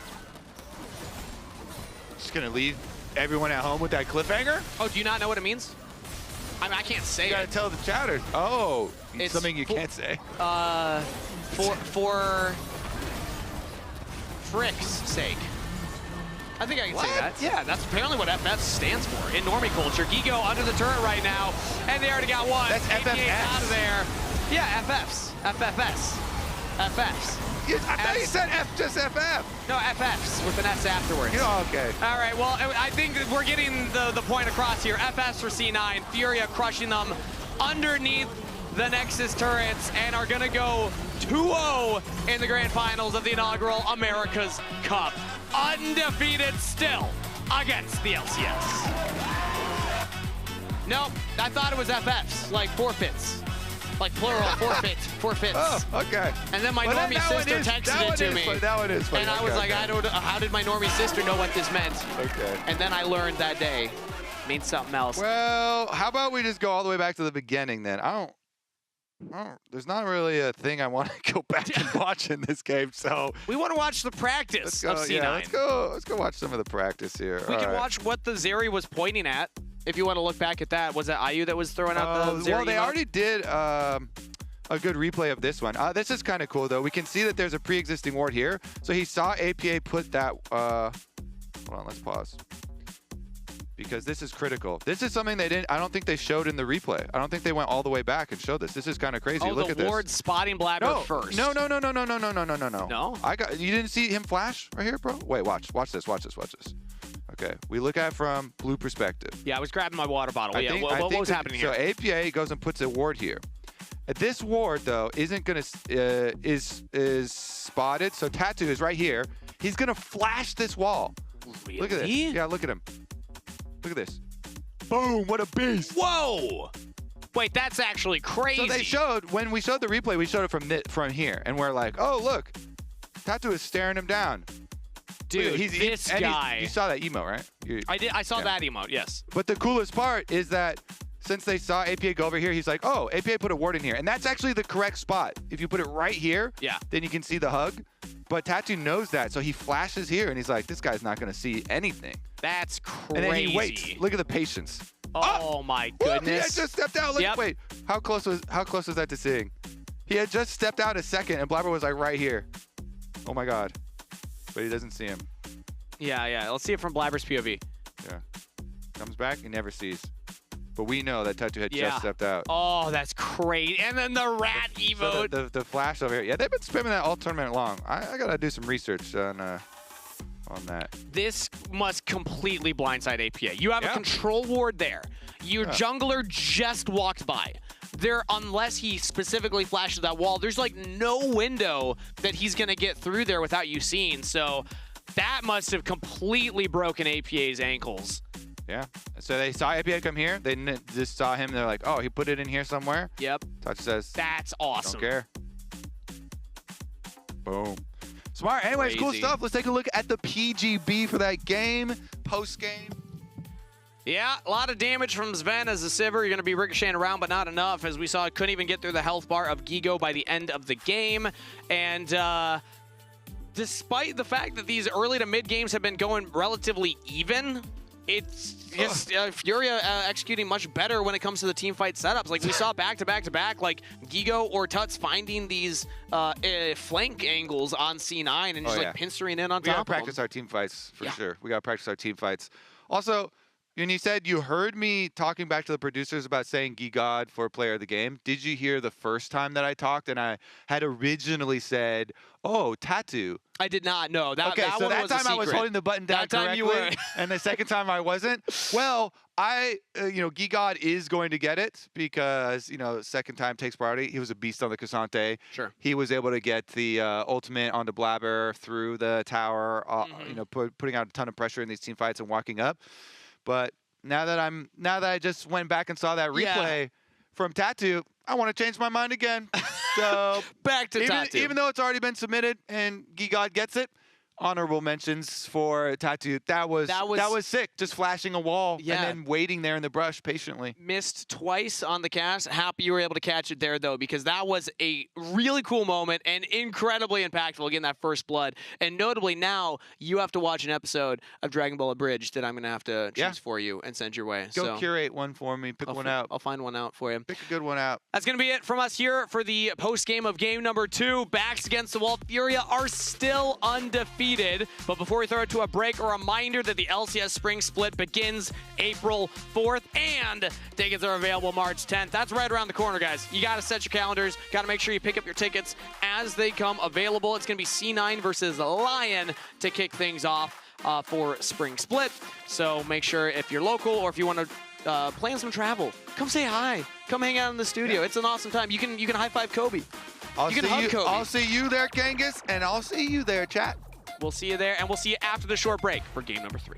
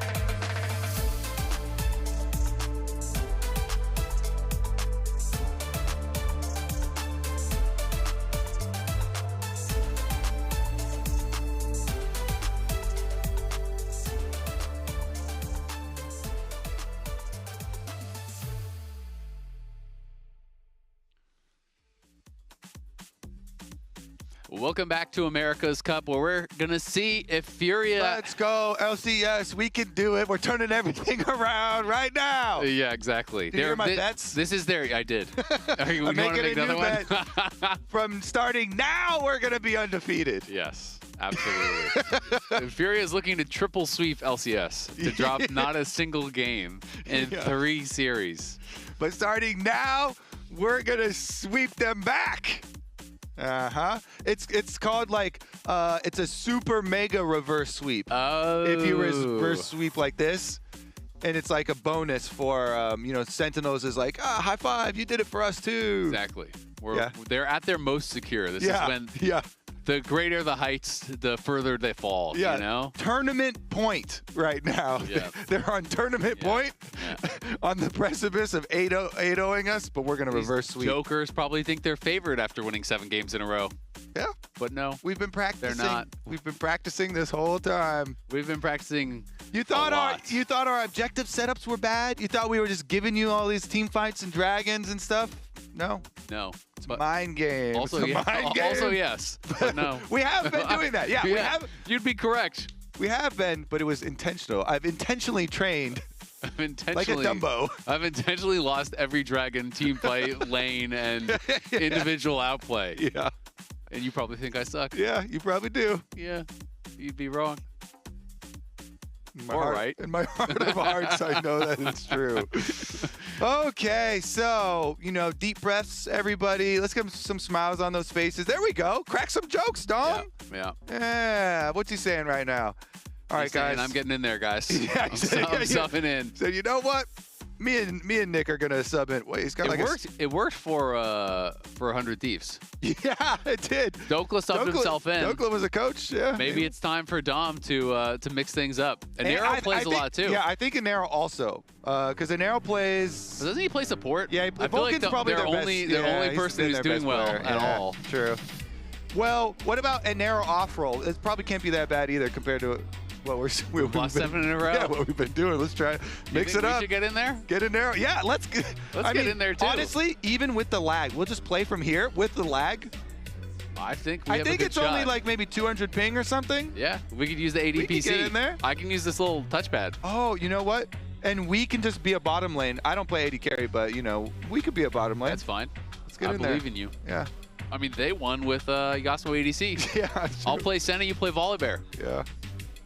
Oh. Sounded kind of nice, right? Oh, it sounded kind of nice. All right. It sounded nice. First okay, pick next Renekton. game. Next game. Yeah. If they need us. If they need us next game, though. But this game is the one where it all turns around. Yeah, exactly. So they won't need us. Like I said, yeah. We're feeling comfortable. We're feeling relaxed. Yeah, we are. Yeah. So are Cloud9. I was gonna say so are FURIA. They're real relaxed. Well, maybe everyone's a little relaxed. You know, true. It's a relaxing day. All right, so a little relaxing Scion into your Renekton. Thanatos Renekton, though, if you're gonna have a Renekton into Scion, I think both of us are on the side of like, oh, I'd rather have the Scion, you know, if you lose some CS, whatever, then you get this Mega Scion tank for later.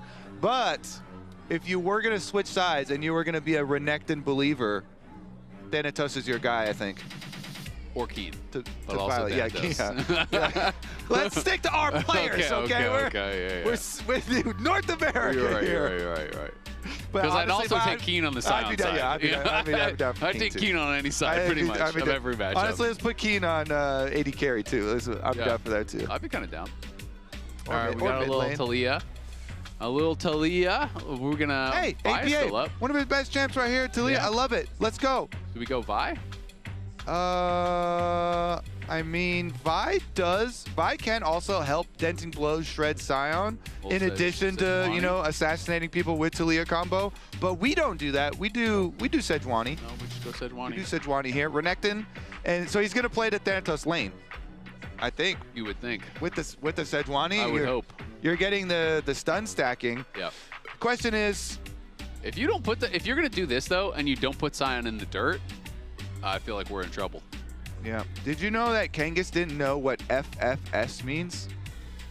I thought that was crazy. I thought that was a bit. That was one of those things where I was like, I don't believe you. I thought that he was just saying that he didn't know what FF means. And then I was like, well... You don't know what FF means? Because then he said it doesn't mean forfeit. And I was like, well, it doesn't? What does it mean then? But he was talking about FFS. And then I was like, okay. But he doesn't even know where he is. Yeah, I got confused then. Okay, well, Ari is always really good into Talia, one of the really good answers. Use your Foxfire. You can threaten a lot of different angles here, especially with the Hen jungle to follow. You know, charm flashes into... That's not what it's called, Kobe. Call it by its correct name. What is it? Zahungle. Oh, shit. Zahungle. Thank you. I appreciate that. Is it going to be the last thing that we see at America's Cup? It might be. I hope not. The dreaded return. This is just a for fun tournament, you know? Well, it's a practice. It's for practice, really. Yeah. So it's for fun and it's for practice. Practice is fun. Yeah. It's sometimes. For fun. And some of us need practice more than others. Yes. Really? Why is the boot camp going to Furia if they win? They don't need to practice. We need to practice. Go to the losers. Give it to us. What's up with that? Yeah, they're getting their practice right now. They look plenty practiced. Yeah. I think they need less practice. The rich get richer here. Rich get richer. Yeah. Classic. Yeah. Where's our trickle down practice? Yeah, exactly. Yeah, it's coming. It's coming soon. Ooh. Hey, do you want to flex the Scion now? That'd be fun. They could. Yeah, they could. They don't need to because it's fine to be in a top lane. It might not be Zahungle. But it would be really cool. Could be Zahen top. Yeah. And they could pick a jungler here. Honestly, you can put anything with Senna if you put the Senna support. I think it's valid. Put anything down there with it. What's your funnest matchup with a Senna to pair with Senna? Oh, I used to actually really like Cho'Gath Senna. I thought that was pretty good. I like that. And Mundo Senna's pretty fun. That's a good CC chain too, and you have bursts for kills too. Yeah, I like that. Yeah, that's cool. It was a good one. I actually, when Senna bot lane started getting popular, I thought that was gonna come out because that was one I had actually been playing a lot with some of my friends, and especially if you go AP Cho, you hit one thing. You just get the E slow through the minions, and then you WQ them, and then you root them out of it. Like, your CC chain is actually nice. I did some wild stuff. I did a Lee Sin with it. It was really fun. Oh, that does sound fun. Yeah, I dash in right next to them. Yeah. Pop, pop, pop, pop, pop, pow. Watcha. Just like that.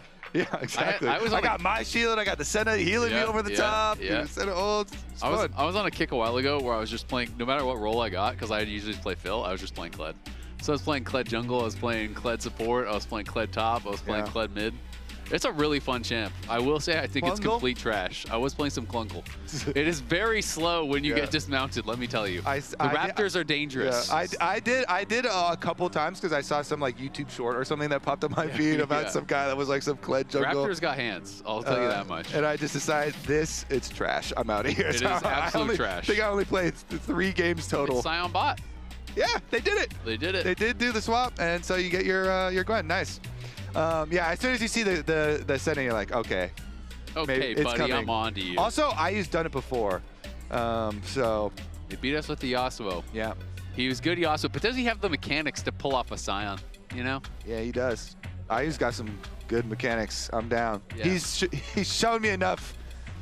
He's shown me enough. He's got the mechanics for the shout. I mean, you say that and you got a little smirk, but like the shout angle for shouting the minion at them, you gotta, it's take some strong vocal cords. Yeah, too. you gotta take strong vocal cords. Yeah. And some good aim. Yep. Because if people, I'm just assuming that people know the combo because we did it in LCS also. But the combo is so fun. The Senna, you can put your root on the minion, and then Scion will shout the minion at them, and then just boom, you shoot the root over to them, and you get the root. So and when the minion dies, it auto procs the root. So if you E it right when it's really low health, it's an insta root. Insta kill. Yeah, and it's really quick, and so it's a super fun. You can gank setup. You can just use it to get your own damage down on them. But that part is fun, and then also you get a Scion and a Senna later, and Scion still gets the farm quite nicely. And scaling. Still stack up your Soul Furnace and Senna Souls off the ground. The Soul Synergy. Yeah, that is a lot of Soul Synergy. I mean, think about that, because like Senna's trying to pick up souls for herself, but Scion wants to burn them all up in his own Soul Furnace. Are they like different kinds of souls that they're? Are they splitting the souls like they're going halfsies? Well, I think you just get like double value, because Scion gets the value when you kill them, and then Senna. And then they pop out. The soul still pops out. So how is that possible to burn up a soul and still get a Senna one? No realism. That's unfair. Yeah. These video games. Does every minion have 2 souls? I don't know. I guess Or are they so. just getting like a lower quality soul, you know? Yeah, I guess so. Oh. Thought we were about to lose the game at level 1. Okay. Well, APA lost the trade at level 1, but it's all good. He can go back. Minions spawn really fast now, so it's not all good. But so I'm surprised he's actually basing.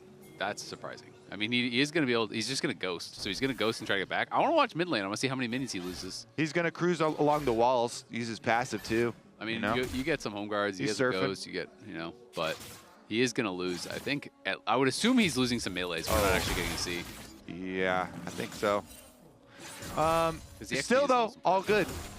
All good. We're practicing a scenario where, Uh-oh. oh He's my goodness, Tattoo's doing some Oh, fun he's stuff doing here. Raptors, and then he cues over the wall, so So he I wanna- dodges the ward. There's no red. Sneaky. There's no red indicator that they saw that ward is there. But again, I think you should always assume there are the Phalite positions. Very high probability that they're being warded. So he circumvents the very common defensive warding there. This is super smart. I mean, I just think the Brazilian teams here have had really good level 1s. They're doing a lot of little cheesy level 1s where they're running out, and I think it's super smart to mix this in. Too many teams are just defaulting, and so many pros I've talked to are like, well, level 1s are dead. You can't do anything anymore. Minions are too fast. And they're showing that is not true at all. They double warded his camps. Now they have a ward here. You steal his blue and his Gromp. So Blabber's going to get over here and be pretty homeless, and I don't think there's going to be any recourse, really. I don't know. You could try to cross-map and do something else, but I feel like that is just Tatu out to a nice early game lead. Mid lane's already going really bad because AP had to base level 1 and use Ghost. I was going to go look for him, and they both have Smite. I don't know if Blabber Raptors even are gets... on, though. He's I not don't gonna know if he get gets there there in in time for the Smite fight even. He's going to go mid instead. Okay, let's see if we can get something here. They need to, it feels like. Nice Q flash in. Toots is going to be flashing back. Can they get the seismic shove? They can. They get first blood. So is that the first time in this series? I feel like it is. First blood. First blood, I bet Woo! I will say, if I am Tatu, I'm yelling at Toots. Yes. As a jungler, when you counter All he can do is gank. you counter jungle this guy, and we saw him. Yep. We saw him 10 seconds ago, Yep. 5 seconds ago. Yep. I'm screaming. I'm like, this guy can't do anything except gank mid or Yep. come find me at Oh, red. now they're going to re-gank. AP is really low mana, but this should work. He has no flash. We'll see. Are they going to be able to catch up to him? Blabber there, and he should be dead again. Just seismic shove off of the stun, and that is going to be a dead Toots, but does he die the orb reception? Nice sidestep, so a couple of good kills. I'm fully with you. All Toots had to do is play to the other side of the lane. Yeah. You don't even have to ward it. You know the only way Blabber could do anything is ganking you, and you just play to the bottom side of the map, and if he walks through, there's no way you die. Yeah. You gave him the only angle to not be screwed by this early game, so really bad from Toots, and then he runs up and dies again, and now he has no TP, so... NA appreciates you, Toots. Shout out. Yeah, shout out. Shout out. Shout out. My boy Toots. He teleports back, and Blabber says, great. I'm going to finish up this crab. Get right on over there. I'll see you soon, buddy. Yep. See you in hell, Toots. Well, Toots also, from Toots' perspective, this one's less egregious because you teleport back and then you want to punish. Yeah, this one you just blame your jungler for, right? Yeah. And Tattoo says, oh, hell no. You're I take muted. no responsibility for this one. You're muted, and my loyalty to Cloud9 is the strongest, but I'm also loyal to junglers on any side. So justice for Tatu. Justice for Tatu here. Like, your mid laner trolled you, bro. He did troll him very hard. trolled you. But I'm down for that. Yeah.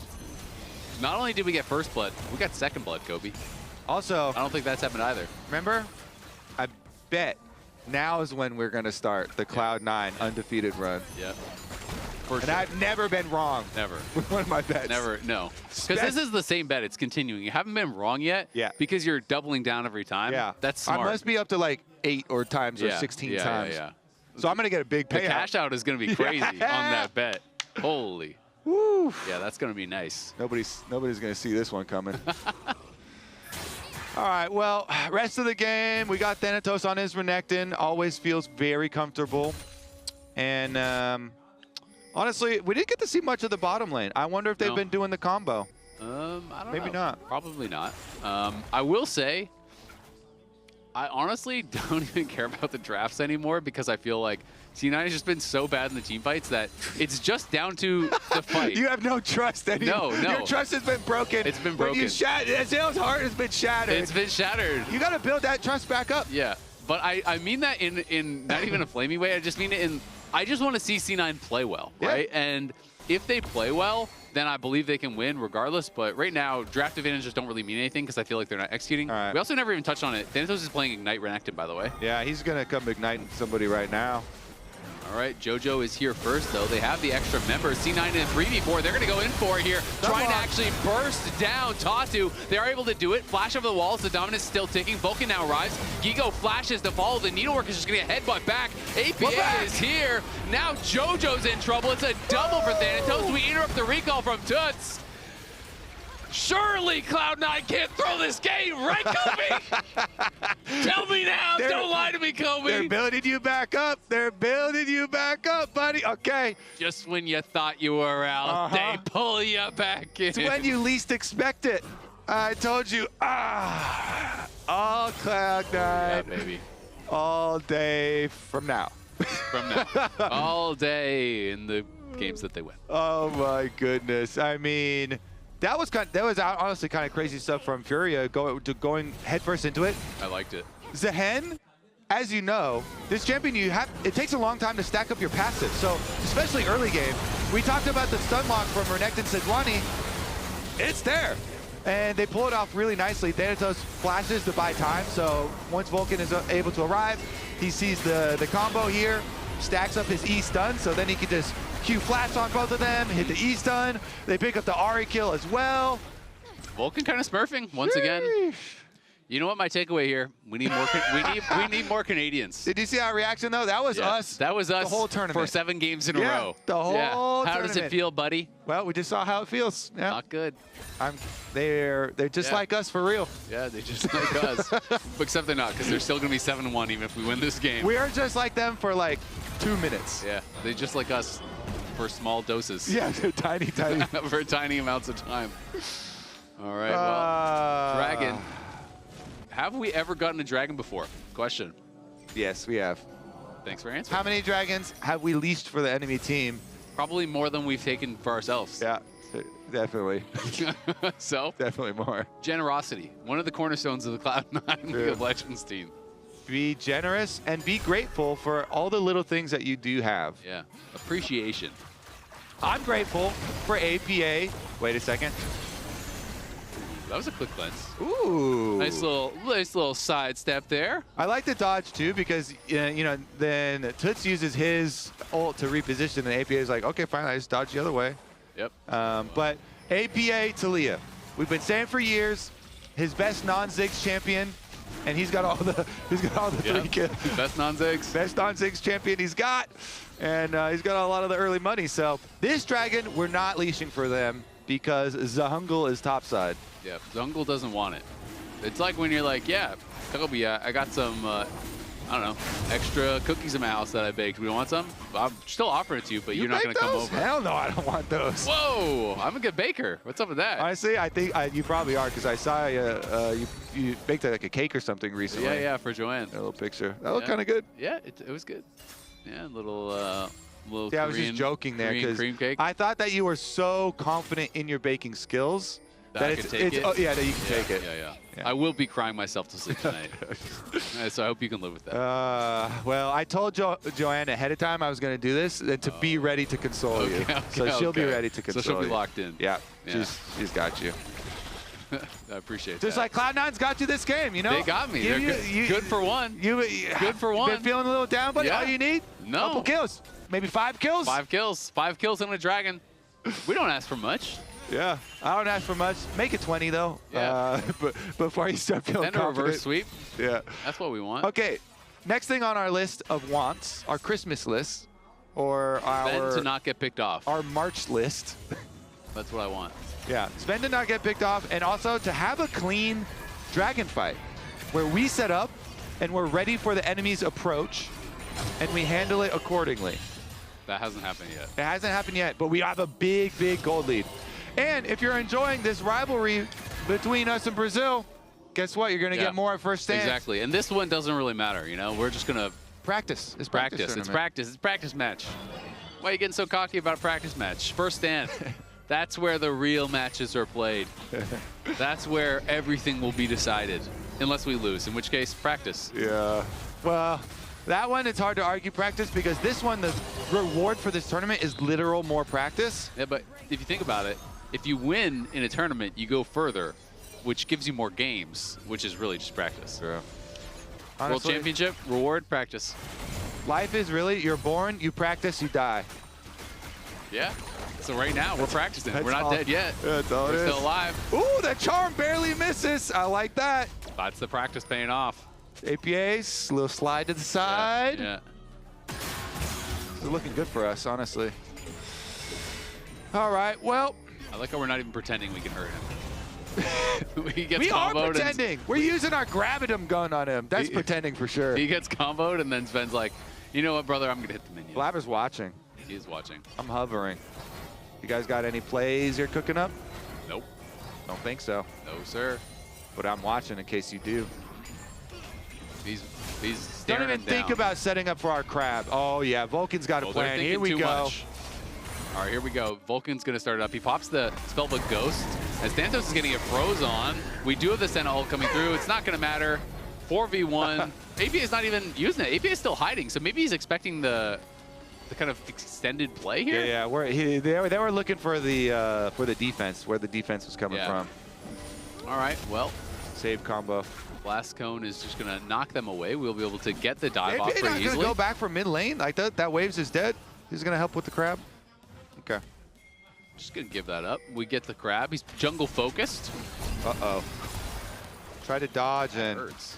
That's the kind of whole crazy. combo. He's not even on a full item, and that's through barrier, half your health. yeah. That's quite a bit of damage there from Ari. As APA just going to be able to continue pushing this out. But the kill also went to Sven. Sven is very far ahead on bot side.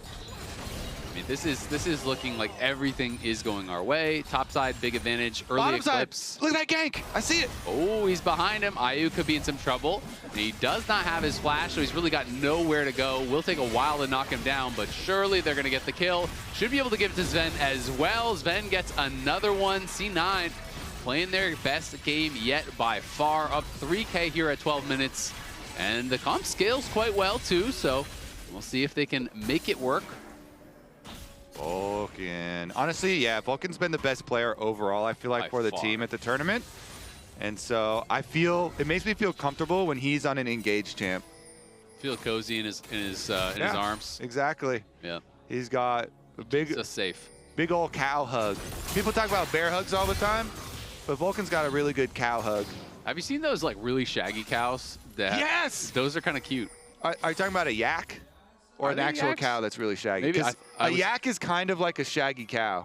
It could be that. I thought it was a certain breed of Or cow like or a something. bison, a buffalo. Those are also like more Kinda shaggy. shaggy. So a lot of like cow-like shaggy They are. things. But I feel like it would probably feel pretty nice to get a hug from a shaggy cow. Yeah. Vulcan yak cosplay. It's already doing it right Bison now. cosplay, yeah. And it's in a onesie too, so even more comfortable. Uh-oh. Thanatos gonna slice away. Does have flash. Does have dominance. Will get hit by the dreaded return, and now all the damage piling through.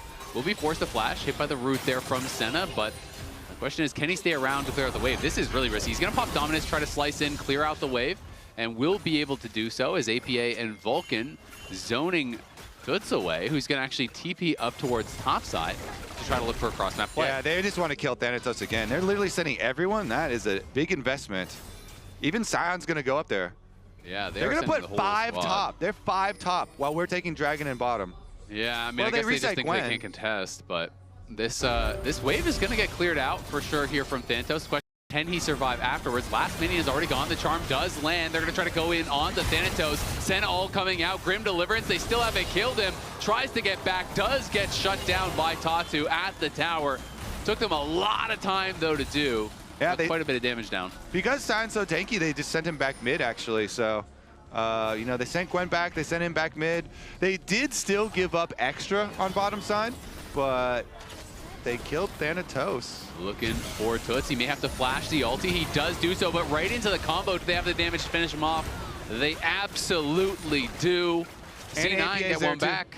APA's there too. Surfs in. Nice little high five for the squad. Surfs up. Maybe brings in some refreshments, you know, Hang some 10. orange slices or something for the team. Yeah, for the cow and the pig that just did all the work. The bash pros. You think they have low damage, and they do. And they do. You would But be they correct. didn't need that much. But they didn't need that much. They only no. needed like 300 or 400. Just an Ari. Just enough. Just an Ari. A frail Ari. Yeah. Who is gonna get taken out. You know, it says a lot about this tournament that I'm still incredibly nervous for this game. I can feel it. I could feel that about you. And now, one of the things I think that was going to happen that's going to make you nervous is Sven farming mid. Ooh, don't like that. A lot of Get him out of mid lane. A lot of unfortunate things have happened when he was farming mid. This is unfortunate maybe as far as the TP is concerned for Gigo. Does have that teleport shield, but it's worked through immediately, getting CC chained here. But C9 decided, you know what? We're not going to continue the chase. They do get the needlework out, but it's traded for the Dominus, and a lot of Furia members were moving down to reinforce. Okay. I mean, they're looking for cooldowns before next Dragon fight. We say this a lot, but I always like looking for cooldowns starting like around, 3 minutes before Dragon, because then even if they have Cosmic Insight and you can get a flash, then it will be some good leverage for the third one. And third Dragon, it's not Dragon Soul, but it always feels like it's the really, really meaningful turning point, because then you get super nervous if they got 3 in a row. It's just like one little thing goes wrong, all of a sudden enemy team has, the entire soul. So Why do you think IU rushed MR? Seems pretty strange, I mean, it is better than Sunfire Cape. Like, the item is just better than Sunfire Cape. It gives you good wave clear. It's better, way better wave clear. Much better wave clear. Also, but Sunfire just sucks. Sunfire is horrible. Sunfire is just trash. But I don't know. I'm a little bit surprised. I feel like if you, I don't know. Maybe, the answer is wave control, and Sunfire is just trash. But you think you can't go Titanic or something? Yeah, I think squishy with Titanic, I guess, yeah. maybe. But it does feel a little bit weird now, because when you're looking at, almost an Infinity Edge done for Sven, and you're looking at Thanatos, who's really, really strong, and you have very, very little armor, right? You have very few stats that actually matter at all as the Scion against those main threats. Of course, it is going to be effective against APA, but that is not where most of the damage is going to be coming from here. APA finishes up his Actualizer, so that's pretty nice. Does always have quite a bit of burst, and the Infinity Edge is going to come through very soon, so Cloud9 should be really strong for this next fight. Should be. Should be. I'd say they are. And if you're strong, you also should win the fight. Be able to set up for the fight and then win it. That's the scary part for sure. Yeah. And Sven's not going to be on red-white because his red gun has, about one little shot left in it. They almost knocked down this bot tower. They're looking for a fight now, though. Maybe going a bit too early. Blabber trying to go in as Tatu going to use the Grim Deliverance to just run away. And now the combo is right there as Toots TPs into a very dangerous spot and delivers himself to Cloud9 for a bit of a freebie. Call that one the cow hug. He teleported in to Vulcan's waiting arms. Vulcan combo into seismic shove. That's a dead Ari. Easy peasy. Came right in, got knocked up, got knocked down, and now Cloud9, 30 seconds until the Dragon here. I mean, Ari will be back up, but will not have the Spirit Rush, so missing that ultimate's going to be pretty big. Sven backing off, looks like he want to base, and if he's basing, he's got to have IE, so they're going to have pretty much everything they would want for this fight. No flash on IU. The flash will be back on Toots, but Grim Deliverance shouldn't be up, and neither should Spirit Rush, unless they can delay this quite a bit. Yeah. Honestly, they can even look for picks afterwards. I don't think Furia is going to even go over there. Yeah. Like, Furia is, they're so far behind. It's inadvisable to go walk over to third Dragon at the moment. So just try and make a cross-map play, and they should get some money elsewhere. So we don't have a chance to mess up another Dragon fight. Shout out to Furia once again. Appreciate that, brothers. As the Weaver's Wall going to come through. TP comes in here from IU, who's now in a bad spot. And remember, no flash. That is a dangerous TP, but he will be able to get back to safety. Ults out of there with the unstoppable onslaught. So teleport down, flash down, as well as heal from JoJo. They're trying to get some damage down on the top lane turret, but really, Furia got pretty much nothing here. They gave over the Dragon and the tier 1 mid, plus a bunch of sums. Got maybe a plate, 2 plates max top. Counter. They took Blabber's jungle. Look at this. Look at Blabber's face when he realizes, they got He's been had. They got my blue camps. The jig is afoot. They got my jungle again. They started out the game taking his jungle, and it didn't work. It didn't work out for them because Toots then died immediately afterwards. Multiple times. Multiple times. Yep. So it was actually fortunate for Blabber that his jungle was taken by Tattoo because it forced him into ganking mid, which snowballed and caused our whole scenario. It's jungle diff. It's Tatu's fault. Yep. By the way, still on that, if we go all the way back to the beginning of this game, Tatu, I wouldn't blame him for reporting mid. I wouldn't either. Not he was blame completely you. trolled by his mid laner. Yep, I would not blame you. Toots is probably going to get at least 3. Sometimes the support doesn't report you because they're like just really nice people in general. Yeah. But he's probably going to get... I would report him if I was playing support. Yeah, okay. You got my back too. I got your back. I would too. Yeah, I'm down for it. All right, now we're just looking for this next Dragon to see if Cloud9 can cleanly close it out. Even in their wins, they have not been clean at all. Even with, you know, a 13,000 gold lead, they struggled to close against Sentinels. So I would love to see them have a clean game. I would love to see Cloud9 play to the best of their ability. You know, win or lose in this series, we want to see them show up a bit. The players obviously want to too. Everyone has joked about it a lot, you know, the underperformance of Cloud9. There's lots of memes, there's lots of frustration. But at the end of the day, no one's going to be more frustrated than Cloud9 as Toots tries to go in for APA because, I mean, these guys are dedicating their lives to it. They're grinding all the time. They don't want to be looking like this. They know they're looking bad. They know that they have, you know, kind of fallen off from their level of performance. So it would be great to see them have at least a couple good games here and show that they can at least go toe-to-toe with FURIA, who has been really impressive. Every interview that we've had with Cloud9 players, first thing they say is, yeah, we know we are playing really, really poorly. Obviously, they're going to be the most aware of it, so could be good for mental. They're going to try to go in on this. Vulcan is taking a lot of damage for free to start this off. In comes the Dawning Shadow. Tatu is going to go aggressive. They're trying to return it around onto Cloud9. Red-White is there for Sven. He's got the Chakram stacked up, but they're in on top of him, and Sven is down. They're getting crushed in this fight. Everyone from Cloud9 is falling. Thanatos, though, trying to save us here in this moment. Gets a triple. Could he get a penta in an almost 1v5 at the end of the fight here? He's trying to stay alive. Flashes out of the stun. Gonna get knocked down. At least they don't give over the Baron because he got some kills back, but that was a bad fight. Tatu is pumped up, and off of that, he got so many kills. He's 2K up now on this ahead. We saw when Thanatos carried a game for C9 versus Red on Zehen. Well, Tatu's got the opportunity now. The Zehen is on the other foot. Yeah, and that is rough. I mean, Cloud9, I was talking about trying to get a clean closeout in one game, and it's definitely not going to be that now. So how does APA end up in the Baron pit at the end? Because I think he uses it, he walls in and then he flashes out. So he walls in, it's kind of dangerous, he gets the shove back, but then, yeah, because Gwen and Zehen are on him, then he's inside the pit, and then he's kind of walking away, but he comes back to help DPS because Thanatos is like, yo, I can still do work. So he does get the shove. Because APA gets that shove, it allows Thanatos to get these kills. So it's kind of like a sacrifice, but it's APA sacrificing. He goes back in so he can get a combo shove and rocks down that allows Thanatos to, you know, at least grab a couple. And yeah, and Arrow's like, ah, man. It's just kind of that what are we doing moment. And Tatu pumped up here, play into the crowd, feeling really good.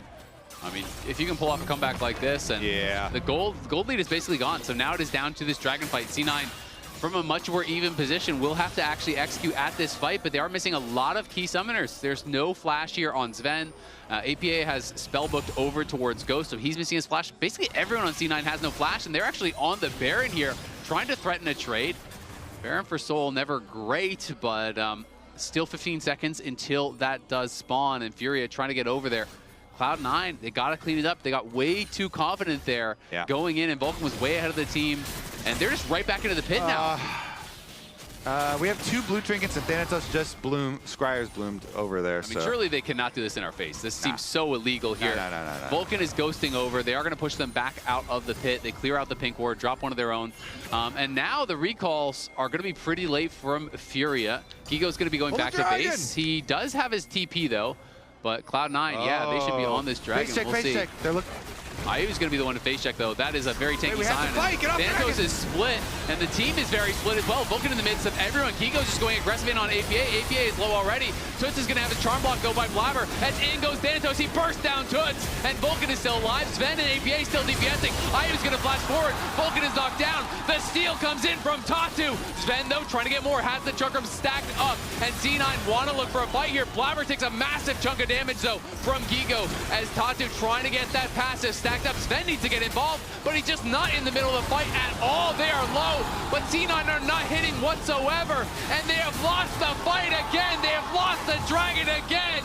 And C9, despite the advantages, are still outplayed, cannot even win a fight with this much of a gold lead, with this much of an advantage. They still fall short. They lose the dragon, and we'll see how much more they're going to lose. Is there time for them to try to get over the Baron? They're TPing towards top side. I don't think they can go straight Baron, but man, now we're down 2K, and we lost Soul. I feel like they had the setup, and then they delayed on the setup, and I was like, okay, well, they're just waiting for the face check, so they're immediately going to fight. But then two went onto the dragon, and they stayed on the dragon too long. So they like didn't start immediately, and they waited, but only then half the team waited to take the fight, and the Now other. they're on Baron. If they get Baron here, the game is probably pretty done, and it looks like it's going to be likely an uncontested Baron here. And just like that, we go from a couple minutes, we're 4K up, huge advantages. Now we're going to be about 4K down, and it feels like. I mean, they have double infinite stacking Soul champs. Yep, the game has slipped away. It is extremely disappointing to be watching Cloud9 just unable to play in any of these circumstances. See, they're still Sven and Blabber are still hitting the dragon. Thanatos is up at the wave, and half the team is starting to fight early. So like we lose a lot of time. Then also, of course, we missed the smite. 25 health on the smite here. But even from here, it's close. Shouldn't we be able to team fight this? I mean, Sven has not been hit the whole time. It feels like he was playing so scared. They one-shot Toots when he went in. Like, from this position, does Sven really have to be this scared? He's not auto-attacking at all the whole time.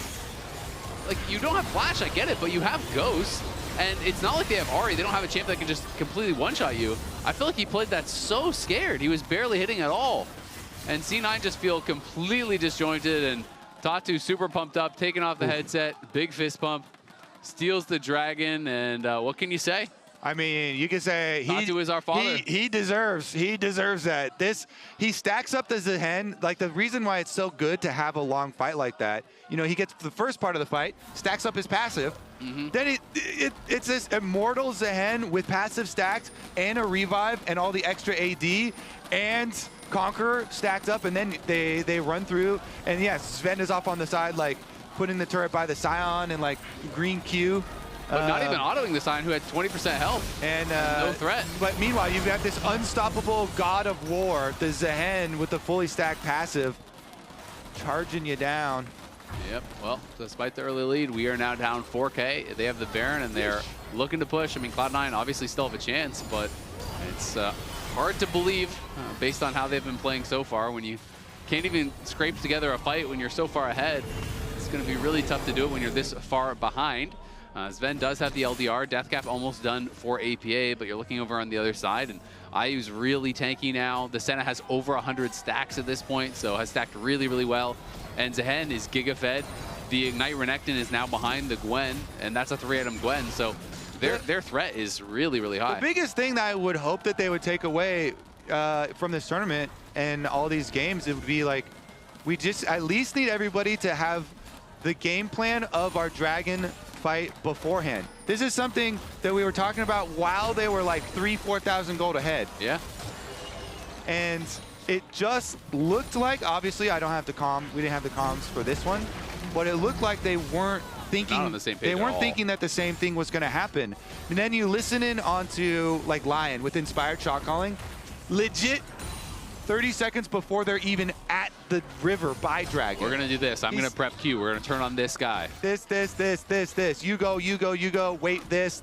This is our target. This is what we're gonna do. Yep. And so everyone's on the same page, but it looks like for so many of these objective fights, a lot of them are Dragons, some are Rift Herald though. They're not, it doesn't really matter the location. We can lose at any objective fight. Could be any objective. It seems like we don't have the same idea No, I mean, they're clearly of multiple minds, right? APA and Vulcan were positioning for a fight to actually engage as they're coming in. Yeah. Blabber and Sven are hitting the dragon, and Thanatos is looking kind of like for like a flank. There's just all these different ideas of how they actually want to play out the fight. Our small timing windows mean a real big difference in team fights. Obviously, there's the things inside team fights too with execution, but they're just not on the same page. And that's step something number that, one, plan. Yeah, and that's something that Cloud9 has Just plan. historically always been so good at, which is why it's so weird. Even when Cloud9 is struggling, regionally, internationally, whatever, they've always been the team that is going to full send it on something. And that's even what they talked about with Blabber so much when they were doing well in the LCS, in the lock-in tournament. They talked so much about, oh, well, haha, we're going to always send it with Blabber because if you don't, it's going to go bad. And he's almost always right. So we always full send it. We're always on the same page. Yeah. But they have not been on the same page at all. They're down 4.4K How now. about this? You take turns. Each game, somebody gets the planning stick. And Only whoever one person can talk. Everyone else is well, muted. everyone else can talk. Nope, Hold they on, can't hold on. Hold on. Only Vulcan can talk. It's my game. Okay? I'm making the game. And Well, we thought this was Cloud9 game, and it was Furia's game. So guess what, buddy? Only Vulcan can talk. Everyone else is muted on Cloud9. Yeah, one person gets to make the plan, and you got it. Everyone goes with that plan. Yep. And Ahead I'm of electing time. Vulcan Yeah. because he's the only one who is inspiring any faith. Is Cloud9 going to look for a little bit of an engage on a Tatu? They got a bit of damage down, but not committing to it, and that is a couple ultimates spent for really not much. Yeah. You can do exercises like when you go into a practice or a match or something and say, all right, for this one, the main goal to think about is going to be whenever we were making our plans for how we're going to approach objectives and what we're going to do when enemy team approaches, let's up that timer by a minute. Yeah. And so whenever we were going to do it, let's do it a minute ahead of time. Start talking about the plan so that everybody's on the same page. And, like, all right, this is how we expect it to go. But if they approach, this is the main thing. Then we have to do this, that, so we can. The weirdest part is look when more we're talking focused. about objective setups and how to fight dragons, this hasn't changed. Right? Yeah. This is just basic League of Legends that has been a core part of pro play for a million years, and it's a team of veterans. I mean, Thanatos is a bit newer, AP is a bit newer than some of the other players, but these guys have all been around the block. They're all champions, and so it's just one of these things where I'm very surprised that it's seeming to be such a struggle for them. And maybe it is just a mental thing. Maybe they're in a really bad mindset now, and kind of Sven did talk about how they were doubting each other and doubting themselves and really kind of struggling. And you can see it as they're going to look for a pick here onto Vulcan. The late ult from him, and he's not going to be able to get too much. Thanatos trying to threaten on the side, but Thanatos is now split from the rest of the team. Weaver's wall will come through. The needlework from Gigo. It's just cutting through Thanatos. They're going to try to turn it around on Gigo as he flashes back over the Weaver's wall there. Last Shadow barely keeping him alive. The Dawning Shadow, excuse me. C9 going to be trying to push up mid, but they may just go straight onto the Baron. Blabber pushing forward. They get a blue ward down on that Baron. Blabber chunked a bit here. Vulcan down to half HP and has no ult. APA trying to get some vision with Tatu, just jumps over the wall. APA face checks, going to flash away, trying to get out, but he is knocked down. Tatu goes godlike. You can say that again. He has been destroying Cloud9 here today. Toots gets another reset. C9 still wanting to try to push in, seeing if they can do anything. It's down to 5K. Vulcan is low, has to flash out. Look at the side as Gigo is back, and he is winning that fight again. Thanatos has the needlework. Sven flashes forward, does get a kill on a JoJo. It's up to Sven now, has the Chakram stack. They claim the Baron. The charm lands on Sven. He is gone. Tatu goes legendary. Cloud9 in tatters here, getting torn apart by Tatu and Furia. They grab another Baron. They only lose their support for it. Cloud9 can do nothing to answer. Tatu player of the game, player of the tournament, player of the series. Easy. I think we can award an award we've never awarded before. Player of the tournament, even. Player of the game, player of the series, player of the tournament, Tatu. On the Zehen It's here. almost a 5K. It's crazy work. I think the game is just maybe over. Sven is still dead here for 15. Vulcan's still dead for 10. They're going to try to look for an engage, try to finish it off. They're in onto Blabber. He's under the tower, but the CC chain is there. Blabber flashes away, trying to run for the hills. Thanatos goes back in, trying to get something done, but he can do nothing. no one on Cloud9 has been able to stop FURIA. They locked down that last Nexus turret here. Sven trying to push forward, trying to take down Gigo, but he's in the midst of the whole team. The Hallowed Mist is there. Cloud9 are gone. FURIA will sweep them in the America's Cup Finals. It's a perfect 8-0 run for FURIA. They have dominated the LCS and are your rightful champions. FURIA, the GOATs, undefeated the whole tournament. Actual insane work here. Really beautiful stuff. Tatu, amazing, amazing performances all tournament long. He was smurfing. Cloud9 just could never get it together here. Even with a monstrous lead, they couldn't even contest in this game. Got wiped in the team fights, outsmited when it mattered, outplayed when it mattered. FURIA always showing up in those big moments. To me, the biggest difference is when you watch the teams play, whether it was a good play or a bad play, FURIA always on the same page. I love the emotion from the crowd too. Look how much it means. Get an international win here for Brazil, get the trophy. Really deserved performance from them as well. Nicely done. And they don't even have to report the mid laner now because they won the game in the end anyway. There you go, tilt proof. Yeah, tilt proof didn't even end up mattering. FURIA, congratulations, well-deserved celebration. Yep, very well done for them. Can say nothing bad about this team. They really showed up in all of the series, three straight better series. team play for sure. Way better team play, not even close. Showed up in all the big moments. The NA teams were able to get themselves into good spots, but it never seemed to matter. They just were out-team fought in every situation, outplayed in the clutch moments. Tatu, easy player of the tournament, I think, for me. You know, he was the big star here. There's been a lot of talk about Tatu even last year and about how this guy is becoming that breakout star in the CBLOL. And I think he proved it here again. I got an idea. You think we need those nose things they're wearing to open up our breathe we can strips? breathe better? Yeah.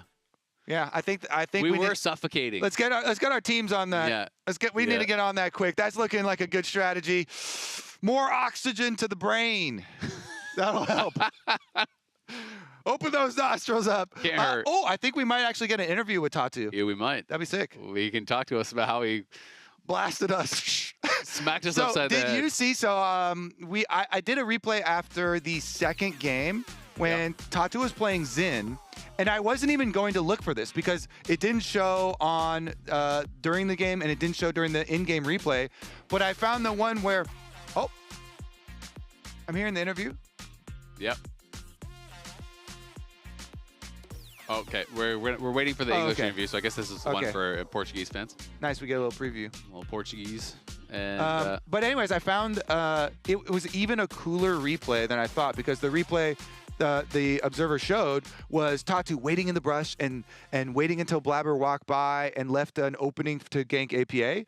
But the way that he got there is they had vision of APA coming over to ward the line brush by mid, and he just goes over and flashes the thick part of the dragon wall to get into that brush in the first place, and then waits. And it's just like, this guy is even better than is showing actually on screen.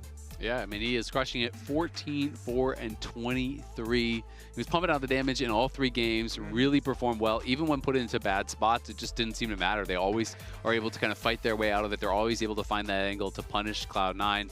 And Cloud9 going to be pretty devastated, I think, you know, not able to show anything, even after having quite a bit of time in Brazil to acclimate. You know, they talked about, hey, our form was by far the worst on that first day when we played FURIA. It seemed like they were feeling more confident that they would at least be competitive, have a better accounting of themselves, but pretty disappointing tournament for Cloud9. And honestly, for all of LCS, I think it's one of the toughest results we've ever had internationally. Yep. Practice, though. Practice. Oh, good. Practice. What doesn't kill you makes you stronger. But they might be dead. They're definitely feeling it. And again, it's always worth talking about.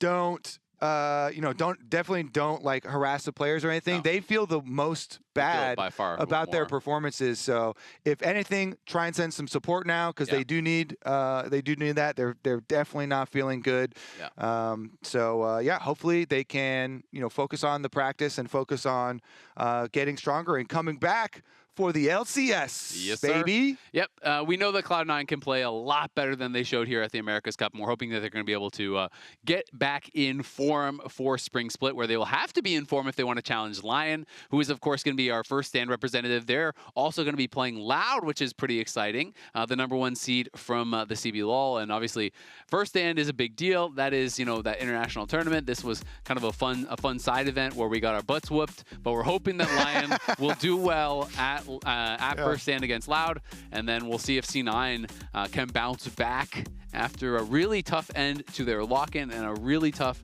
run there at America's Cup to try to challenge Lion. So grab your tickets. It is going to be on April 4th, and the tickets are available March 10th, so we'd love to see you all here. The vibes have been really good in the studio. Yeah, the studio is so fun. It's actually really fun. I loved the Demacia setup that we had for Yeah, that was finals, cool. too. The thrones were The lit. thrones, and then Inspired's just lounging in it for the MVP interview afterwards and stuff is it's definitely fun, getting in the full theme. They and had some aura. yeah, having the cosplayers and stuff every time, too. Good vibes. Yeah, it was really, really cool. We are going to instead actually get an interview, it sounds like, with Toots. So All we right, are just I'm gonna waiting. ask him we're about just the waiting for early that. gank. Yeah, we're going to ask him about the early gank. After Tatu had just counter jungled the Blabber. Yeah. And yeah, how does it feel like blasting North America? Because they absolutely dominated us. So Furia must be feeling amazing at the moment. Yeah. Undefeated in a tournament. When we saw the reactions from the fans, huge. I mean, it's hard to say, you know, just off the top of my head, but it feels like probably the biggest international result they've ever had. You know, as far as being able to take down a tournament 8 games in a row, it's a really impressive. Going undefeated through a whole tournament. Yeah, it's a really impressive result. When you talk about the CBLOL teams of the past, people talk about, like, you know, Kaboom and these moments where it's, you know, it's like, oh, they won that one big game, they had that really cool run, but they just slammed this tournament. Yeah, it's not like a full on international tournament. It's more of like a little mini side event, right? Yeah. You know, kind of continuation of those interregional events that we had from LTA, but still. They beat our butts, so definitely should be really proud of that. And I'm sure the CBLOL fans who are so passionate are going to be really, really excited about that. And I think it is undeniable that CBLOL is improving, right? When you look back to, you know, past results, it would be shocking if CBLOL won even a game, usually against a lot of the other regions, against, like, you know, LCS and LEC and so on. And last year, they almost beat G2 in a best-of-5 at MSI. They did take a series in the LTA championship playoffs. Yeah.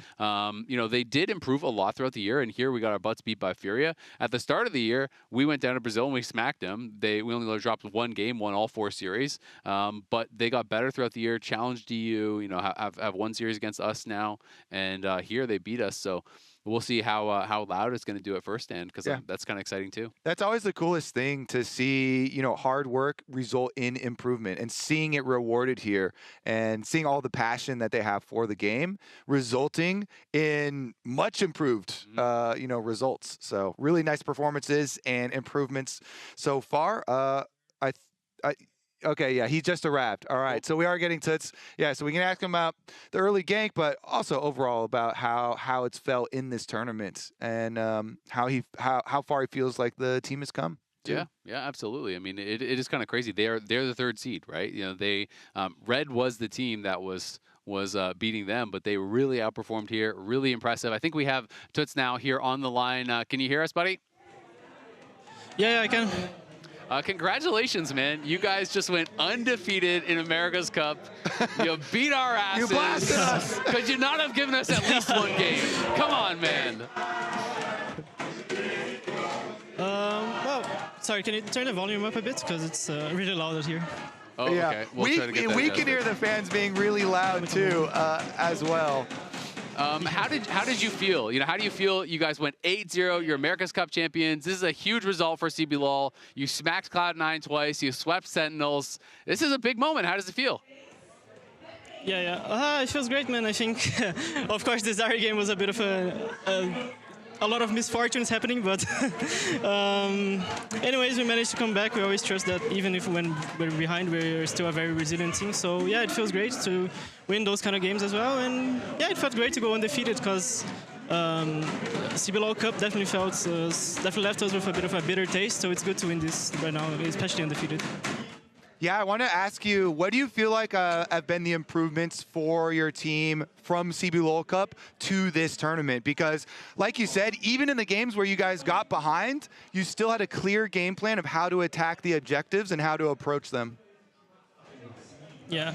Well, I think the lesson that CBLOL Cup taught us was basically to play really aggressive and play fearless. I think we were hesitating a lot in CBLOL Cup when we had like jungler bot side or even around mid, we wouldn't pressure. We would just like kind of AFK farm. So nowadays we're using a lot better the proximity of our jungler and our support to do plays and get control on the map. So I think that's definitely step one. And I think step two is what I said, which is basically play fearless, right? Like not be afraid to make mistakes, just make sure you're doing your job. And even if you're afraid, it doesn't matter because you've done it in practice before. So I think that was the big thing for us.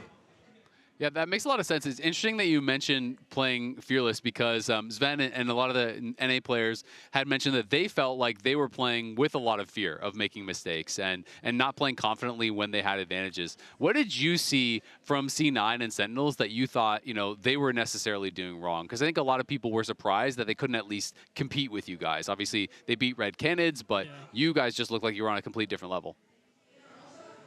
Yeah, for me, especially, I think they're very different things. I think Sentinels does a lot better when they are behind in the game, like hiding where they are. We kind of need to guess where they are and play step by step really well, or we get punished. So I think Sentinels is a bit more creative when they're behind. But I feel like both teams kind of lack the early game like concept a bit. I think they play it kind of slow. I feel like when we play the ranged bot lanes, we usually get leads and we can pressure the map a lot better. So I feel like definitely feels like laning phase and like early game is a bit lacking. Also, I feel like execution, and I feel like they really are playing a bit scared sometimes. Like we have Pantheon that game, and I feel like every time we go to side lane, they're just kind of like catching and then being afraid of dying to Pantheon. So yeah, I think it's a bit of a mix of like fear and not playing the early game the best, so it's a bit of a deadly combo, in my opinion. It definitely was deadly for us. Congratulations once again. That's our last question. You can get back to the team and celebrate. All right. Thank you very much, man. Good. Have a good one. Yeah, I like that. Yeah, we'll take it back to the teams. You know, we'll take the notes back. Yeah. Let them know what the VOD review there came from, from Tutsu. Who we gotta learn. We gotta learn and improve, and we're gonna do that for First Stand. A lot of learning, a lot of practice, and now Lion will be the beneficiary. Yeah, exactly. Sentinels and C9 will send them all the notes. Exactly. They're going to send them all the notes. They can study up here. Yeah. It's been a fun week here of America's Cup. Obviously not the results that we wanted, but hope you all enjoyed it. Obviously a much kind of tighter ship here from production. Yeah. Shout out to our production and the PAs who were here helping, and Kobe and Kangas, we just had this 3-man squad doing it. So it was a lot of fun, a bit of a different vibes. I hope you guys enjoyed it. And that is going to do it here for us at America's Cup. So we will see you next at First Stand, and hopefully you will be enjoying some Lion wins.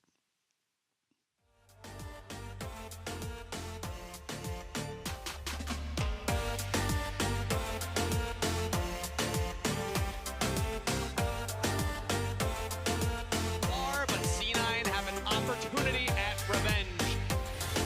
Oh, the public execution lands, but the Wild Growth keeps him safe. Hop on the 2, but he's already down. Toots unleashed. Furia dominating another fight. Toots is on to APA. Furia just slaughtering C9 in their own base with a game 1 that could have been an email. And a cakewalk for Furia. They will maintain their undefeated streak to kick off the Grand Finals best of 5. Just Tatu stays on the Baron. APA's trying to pepper him in the pit as well. As Gigo goes all out. Now goes the flash with the taunt from Toots. Furia gets the Baron. Furia gets the team fight FS for C9. Furia crushing them underneath the Nexus turrets and are gonna go 2-0 in the Grand Finals of the inaugural America's Cup. Undefeated still against the LCS. They're going to try to go in on this. Vulcan is taking a lot of damage for free to start this off. In comes the Dawning Shadow. Tatu is going to go aggressive. They're trying to return it around on a Cloud9. Red White is there for Sven. He's got the Chakram stacked up, but they're in on top of him, and Sven is down. They're getting crushed in this fight. Everyone from Cloud9 is falling.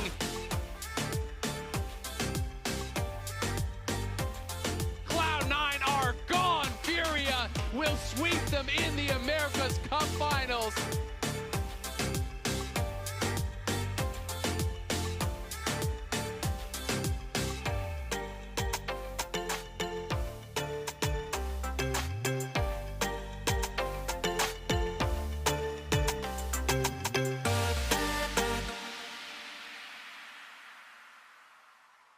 esto va pa' ti.